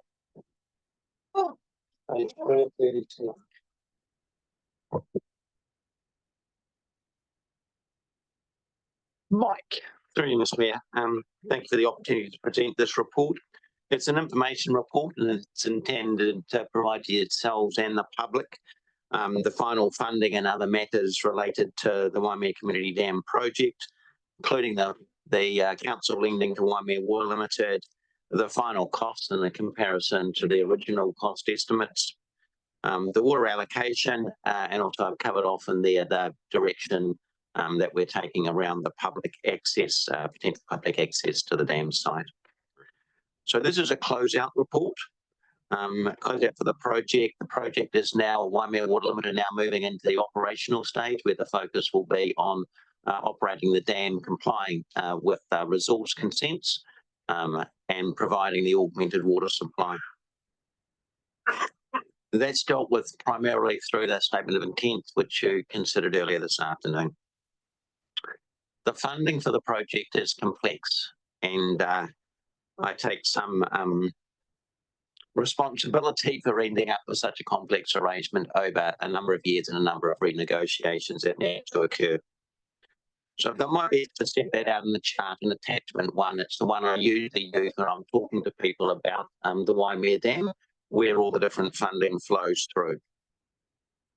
Since the report was written, there's been a change in the funding approved by council at the request of Will. It's as noted in para 1.3 of the report. So last week you agreed to extend the $5 million water charge smoothing facility, the availability period to the 30th of June 2030, but not to extend the maturity date. That'll be built into any responses I make to the public about the funding for the dam. With that, I'll take the report as read and I'm quite happy to answer any questions. Okay, thank you, Mike. It is open for questions. Councillor Murray. Thank you, Mr. Mayor. So it's not really any context in your report, Mike, but one of the things that's hard to imagine is what the dam looks like, and without any public access, it's quite hard for people to go and get a concept of what that is. Has there been any thought to some open days and some negotiation with landowners so actually people can go and have a look? Because I must admit, when I visited, I was blown away in terms of the scale. But when you see it on a piece of paper, you don't have any concept of that. Mike. Through Mr. Mayor. Yes, there have been conversations from a number of parties with Waimea Water Limited. They do control access. It does require the agreement of the surrounding landowners because there is no public access at this stage. Waimea Water Limited do have access in perpetuity for the purposes of operating the dam and dealing with the dam up at the site. There will be some challenges moving forward. Waimea Water won't be in a good position to provide support for example, an open day because their staff numbers are being reduced, and also there's no cell phone coverage and there's no toilet facilities apart from their office up at the site. But it is something that has been talked about and considered. Last conversation was if open day or similar was to be arranged, October would be a suitable month because it's outside of the fire season, so more likely to get agreement from forestry owners to deal with that. So it's under consideration, and I think the mayor's also been having conversations about it. Yeah, I mean, I've been an advocate for this for ages. I would have preferred the opportunity for people to see it during construction because in some ways it was more impressive when it was a busy working site, but I understand the reasons why that wasn't possible. As part of the landowner agreements, they had to delay forestry harvesting while construction was undertaken. They are now flat out effectively catching up with the harvesting program that they had. So there is now a period where it's an active work site for forest harvesting, and hence the October date is the point where it's anticipated that both that harvesting would be complete. That in terms of fire season, it's pre-summer. So I think in terms of the conversations with Waimea Water over enabling open days or an opportunity for people to go to the site, we need to continue to work with them on providing that. I know Kinnamon's had conversations and also with community groups in the vicinity, particularly Brightwater, where there may be some form of fundraising for them, gold coin donation type arrangement. So it's definitely still on the radar, but not immediately. Councillor McKenzie, then Councillor Greening. Thank you.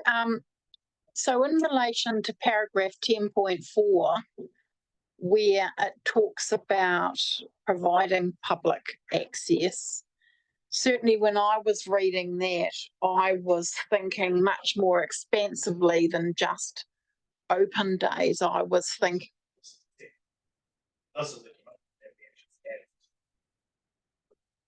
Yeah, so that is much more than just a public open day. Yeah, cool. Because that's what I was wanting to make sure that this was a much bigger commitment that actually, because the long-term vision is that actually we've got a lake up there that actually would be fantastic for recreational opportunities. So that's the thing that needs to be thought about in the longer term. Noting that it's a fantastic when it's got water in it, but in the middle of summer when people might most want to use it, one imagines that at least periodically it is not going to be full of water. So that's what. But as I think Mike has pointed out, there is actually a commitment for us to consider the future of public access as part of the land process. So we will have to follow through on that commitment in due course. Councillor Greening. Yes, I recall the early submissions where there were pictures of rowing boats and fishermen all around the lake. Now the reality is very different. I just wanted to ask a question around the figures. I think you indicated 211.3 million. Is that what you're currently forecasting? Because this morning had a different figure. Mike. The 211.3 million is the final budget for the dam, and it's the cost that has been agreed to in the funding arrangements. So any additional costs above that would be met by Waimea Water Limited's operational costs. There's no indication. I do see numbers quoted anything between 211.1 to 211.3. It depends what's included and how the rounding works. So it's definitely 211.3, not 211.1 as we were told this morning. Yes, that is the total that appears in the negotiated documents for the funder. fact, it's 211.2 something. So, yeah, 0.23. So it rounds up to 211.8. But yeah, it's, cool. it's Just wanted clarity around that. That's all, because yeah, different numbers were given this morning. Fantastic. Thank you. Thank you. Anything further? Okay, thank you. I think that is a very useful report for people who have to ask questions. You know, if you get questions from the public in terms of what makes up the cost, you know, how is it allocated, et cetera, et cetera. So it's comprehensive enough to be useful and not so many pages and so complex that it makes it less understandable, not more. So I appreciate Mike for pulling that together. There's a resolution just to receive the report. So someone moved, Councillor Hill, seconded, Councillor Ayling. All those in favour, please say aye. Aye. Against, carried. Oh, we might get through everything. Next up, I will come to the Chief Executive's report, and in this case, the Acting Chief Executive. So Steve, over to you. Page 319. Thank you, Mr. Mayor. Looks like it's just the two of us between the rest of us in the back of the shed. So, it's my pleasure to put a joint report before you today, and obviously it relates to the period of time when I was acting chief executive, and also that period of time when Leonie returned back to the office.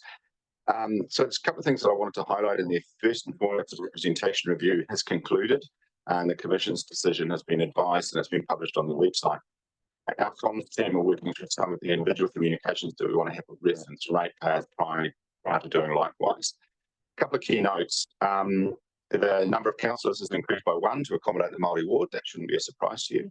And that the relationships of councillors to wards remains the same as it does currently, with the noting that the Māori ward is a councillor at large. Appointed members to community boards alters to accommodate the Māori ward. So we've got some potential in Wakefield, for example, to have 3 ward councillors or 2 ward councillors plus the Māori ward councillor. And in Golden Bay, 2 ward councillors or 1 ward councillor and the Māori ward councillor. So, ward members. So clearly the number of representatives that are appointed to those boards stays the same, but the mix can alter whether or not you choose to have the Māori ward councillor attend. The other thing to note is that total review has now been included in the Mutu Waimea ward, and the Commissioner also advised their recommendations on an approach for future representation of reviews and how we should consider those.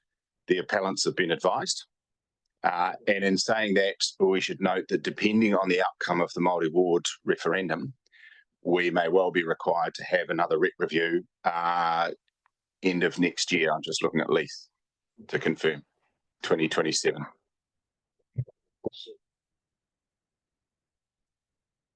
Well, yeah, the process would begin at the end of next year, leading up to the 2031 election. Okay. Otherwise, the next rep review happens in 6 years' time. The other point I wanted to highlight is the Marshall Buchanan. That's the 2028 election. Not 31. Yeah. Yeah. Getting ahead of ourselves. Marshall Buchanan pool fencing matter has been discontinued by the appellants. So the important thing there is that it means that the established law in New Zealand is the Court of Appeal decision that found that the Building Act does not create a duty to protect owners from economic loss. So that's an important decision, not just for our council, but also for the local government sector. There was a lot of interest in that case.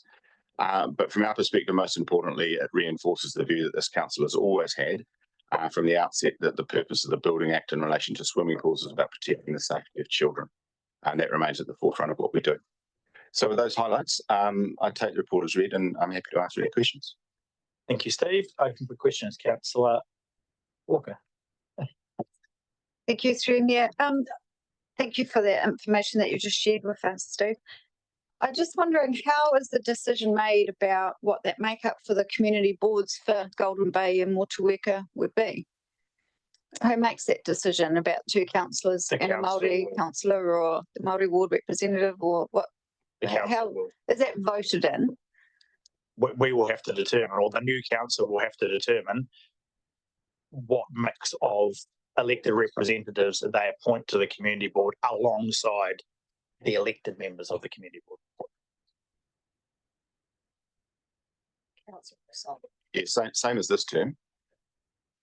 we've got 4 elected members of the Morapi Community Board and 3 ward councillors, but we'll still have 3 elected members that are appointed to council, and we choose which 3 of the 4 potential candidates, because the Māori ward councillor is elected at large. So they can represent the whole district, therefore they can also sit on the community board. Okay, no worries, thanks. Okay, thank you. Councillor Greening and then Councillor Murray.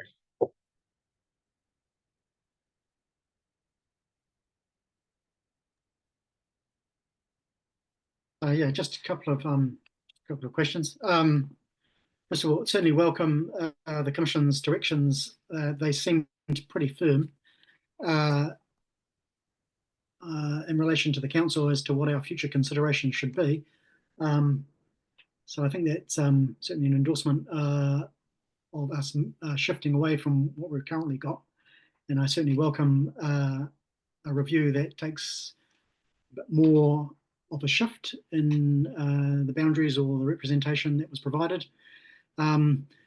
It's why I didn't really support what was put up there from the start. I do note, though, that the media release that was put out by Council seemed to suggest it was a majority decision. I hope the language will be tempered a little bit. I think I've made these comments before in Newsline, where decisions are not always unanimous, although given the impression in media releases that they are. Also wondering what the Council's reaction is to the Ombudsman's statements in relation to greater transparency around workshops, and noting also the observations he's made about OIG, which is kind of similar to the Lagoon issues that we're confronted by. I'm not sure that's a question specifically contained in my report. Well, I'll count the Ombudsman one. The Ombudsman actually made some interesting comments, actually largely in his recorded comments or his interviewed comments. He largely didn't target local government. He had a particular emphasis on corrections and I think the Ministry of Health in terms of their responsiveness to Lagoon official information requests, etc. As I think I've responded to you previously in writing, the Ombudsman has written to us and asked us about his opinion or view, which is what it is, about the use of workshops. And I wrote a very conciliatory and inquisitive letter back to him, asking him to come and visit and have a conversation about exactly those items. Unfortunately, his term has concluded prior to us engaging in that discussion and conversation. But I will follow up with the new Ombudsman and invite him to have the same conversation about the future use of workshops, etc., etc. So that is where we're at on that particular item. So, and this, what was the first point that you asked about? Oh, in terms of the direction from the Local Government Act review. And I think it is very clear that while they've agreed with our position for this review cycle, they have made it very clear, both around the process that we go through in the future, and also some reasonably clear direction about what they believe we would need to consider going forward. And that could happen relatively quickly in the next term of council if the Māori ward poll is lost, is that the right term, or not supported, or it'll be further down the track. But I think it is actually a very interesting report, quite comprehensive. Interestingly, and I will comment on it because myself and Councillor Mackenzie were involved in the hearing, and Councillor Mackenzie actually made a very strong point that while she genuinely thought that the idea of including Tote's review was a good one, and she made quite a point of this, she could find nobody in the community who supported it, despite the fact she had been out and literally tried to get people to provide positive feedback. And ironically enough, despite that, that's the one thing that they actually agreed to change. So it's interesting, isn't it, how hearing processes work and what people take out of the feedback that they get. So, yeah, I find that slightly intriguing, as that was the one change they made, despite the fact that, well, Councillor Mackenzie was strongly supportive, so she obviously has a lot of influence. There wasn't a great deal of community support for making that change. So I guess we'll just wait and see going forward what happens next time for those who are fortunate enough to go through the representation review again. Thank you, Councillor Walker, for your contribution during the day. I know you have to shoot off to another appointment. So, right. Councillor Murray. Thank you, Mr. Mayor. And you might be able to answer this, Steve, because I think it said Leone went, but the RIF, the network, the interregional network that we go to, there'll be a whole lot of priorities there across a whole lot of government agencies. And what are they? And even if you send them through, and what part are we playing in addressing? Because I suspect there's going to be around housing, health, young people. I'm just interested in what council's contribution and input is into that. Oh, Renee. I asked Renee to speak. I've been to one forum, and yes, I can go back and get some more information for you. I will do, but you might benefit from hearing from Renee around the portfolio. Yeah, and it would be useful to hear, but I think the 9 targets that central government has set for government agencies are absolutely the key driver of a lot of central government agencies' activity. Kia ora, sat here all day, finally. So there's 3, well, there's 4 PO. So there's economic, social, and cultural, and they are 3 main ones. So the 4th one, environmental, but it has sort of been put on a back burner. So the cultural one is around Te Reo Māori, so trying to implement programs within government agencies and councils. And then there is social, which is around housing, and economic is around building economic capability. So what I'd be really keen at some stage is just what part we are actively playing in that, rather than just attending and going, yes, because I've sat in some of those from years past, and everybody meets, health used to lead it, everybody goes. So I'm just really keen to see what parts we're helping towards that progress of the plan. So currently myself and Shane Graham co-chair the cultural PO, and Pip Jamison is now on the economic. We don't have anyone on the social, but we can look at that. Yeah, I think it would be quite useful. So coming back to the point, I think it used to be called the Talking Heads, which was not the ideal name for something that you would like to actually, because it does give the impression, at least, that there's a lot of chat and not a lot of outcome. So I think it would be useful for whether it's Leone or your staff, Renee, to just go, what are the key areas? What is our role in each of them? I think the 9 targets? The government has a very clear set of expectations of both the public sector and by default us where we interact. So it would be quite useful just to circulate that post-meeting. It is the only forum like that that's still in existence. And I've heard 30 years. I don't know if that's correct, but is it 30 years it's been going? So the only one left in the country. All right, thank you, Renee. Thanks, Councillor Murray. Anything further in relation to Steve's report? Not someone moved that it be received. Move Councillor Mailing, seconded Councillor Murray. All those in favour, please say aye. Yeah, it's carried. Right, so the last thing between us and getting out of here at 4:30 is me. My excellent, fascinating and brilliantly put together report. So look, it's fairly self-explanatory in terms of what I've outlined there.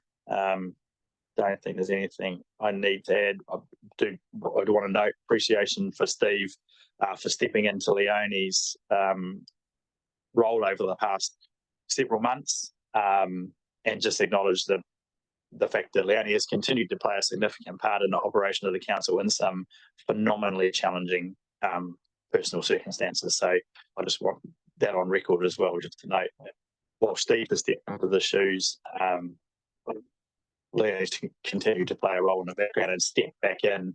And I think we can expect it to remain a challenging time going forward. Things don't tend to pass quickly. I don't think there's anything else I need to specifically add.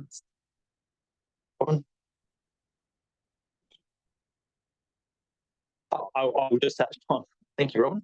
A visit from Fujimi Machi for those no Councillor Walker who's just left, and Councillor Ellis attended both the potpourri at Te Awhina Marae, which was really well received, very enjoyable occasion to be part of.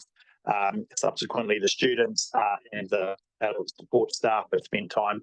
They came in, Robin hosted them in here to have a look through our organisation and what we do. It's very interesting when you have these discussions with people representing local government about how massively different the system and the structures and the emphasis and what they do are to what we do. So that was very enjoyable.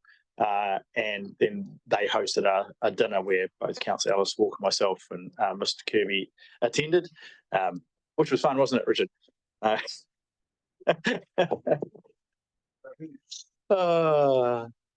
not saying any more, you wish. So, other than that, I've got nothing further to add. If there are any questions, I'm happy to try and answer them. Councillor Kinnemont. Just a quick one. You met with the new NZTA CE, Brett Giddens. Yes. Can you give us the updates on the Hope Bypass and travel around the bridge at much Wakefield? I wish that we got some instant action from that meeting, but really it was building a relationship. It's actually, I think it's notable, it's probably the first time in the whole time I've been on council that the CEO of NZTA or its previous incarnations has ever visited. So I thought that was a really good sign. He seemed like a very genuine, he had a key interest in the key things that affect us. I mean, obviously he's got a whole process to go through around funding and financing, but it was a great opportunity for us to put our key areas of emphasis, including the land vesting conversation, including the Motueka River Bridge, including the Hope Bypass and the options going forward. So I guess we just wait and see how that lands. But we certainly... And the other state highway projects, of which there is a lot. There's obviously Tākaka Hill, there's the Dellows Bluff south of Murchison. So there's a lot of work actually going on. Unfortunately, most of it is just rectifying historic issues and challenges around resilience, as opposed to improvements in the capacity of the network, which obviously we'd like to see. We were very clear that we believe the resilience of the Motueka Bridge needs to be attended. Now we're actually quite open to that conversation in terms of what happens to making sure there's adequate space under that in the event of a large flood. So yeah, no, it was a good opportunity to talk to him. So to give you his direct dial or cell phone number, that gives you an idea how good relationship it was. Oh, we've got a lot of people with direct dial and cell phone numbers, but to be honest, I've never found that it makes a massive difference, because if you text them what they want to hear, they're happy to help. And if you text them something they don't want to hear, then chances are they're not going to make any different decisions. That was one of the. It is always, I think, helpful to have people who actually do know people or have relatives in a region, because they actually do have a really good understanding of our issues, and they get it through that that form as well as directly from us in a more formal sense. So yeah, never hurts to have people with relatives in the region. He did make quite a point, didn't he? He did. Was there anything further? Okay, all good. If not, I will move my report be received. Seconded by Councillor Dowler, and miracle of miracles, we are going to finish on time at 4:30. So just before I close with Karakea, thank you. Oh, I better put the resolution. All those in favour say aye. Aye. Against? Carried. Just before I close with Karakea, I'm really appreciative of the discussion. There's been a lot on today's agenda, some of it quite challenging. Certainly local water done well is a decision that we will live with, or subsequent councils will live with, as we go through the consultation and make final decisions for a considerable time into the future. So thank you for everyone's involvement and contribution. Kia horo te marino, kia whakapapa panamu te moana, aroha atu, aroha mai, tēnā tātou, tēnā tātou, tēnā tātou katoa. Thank you.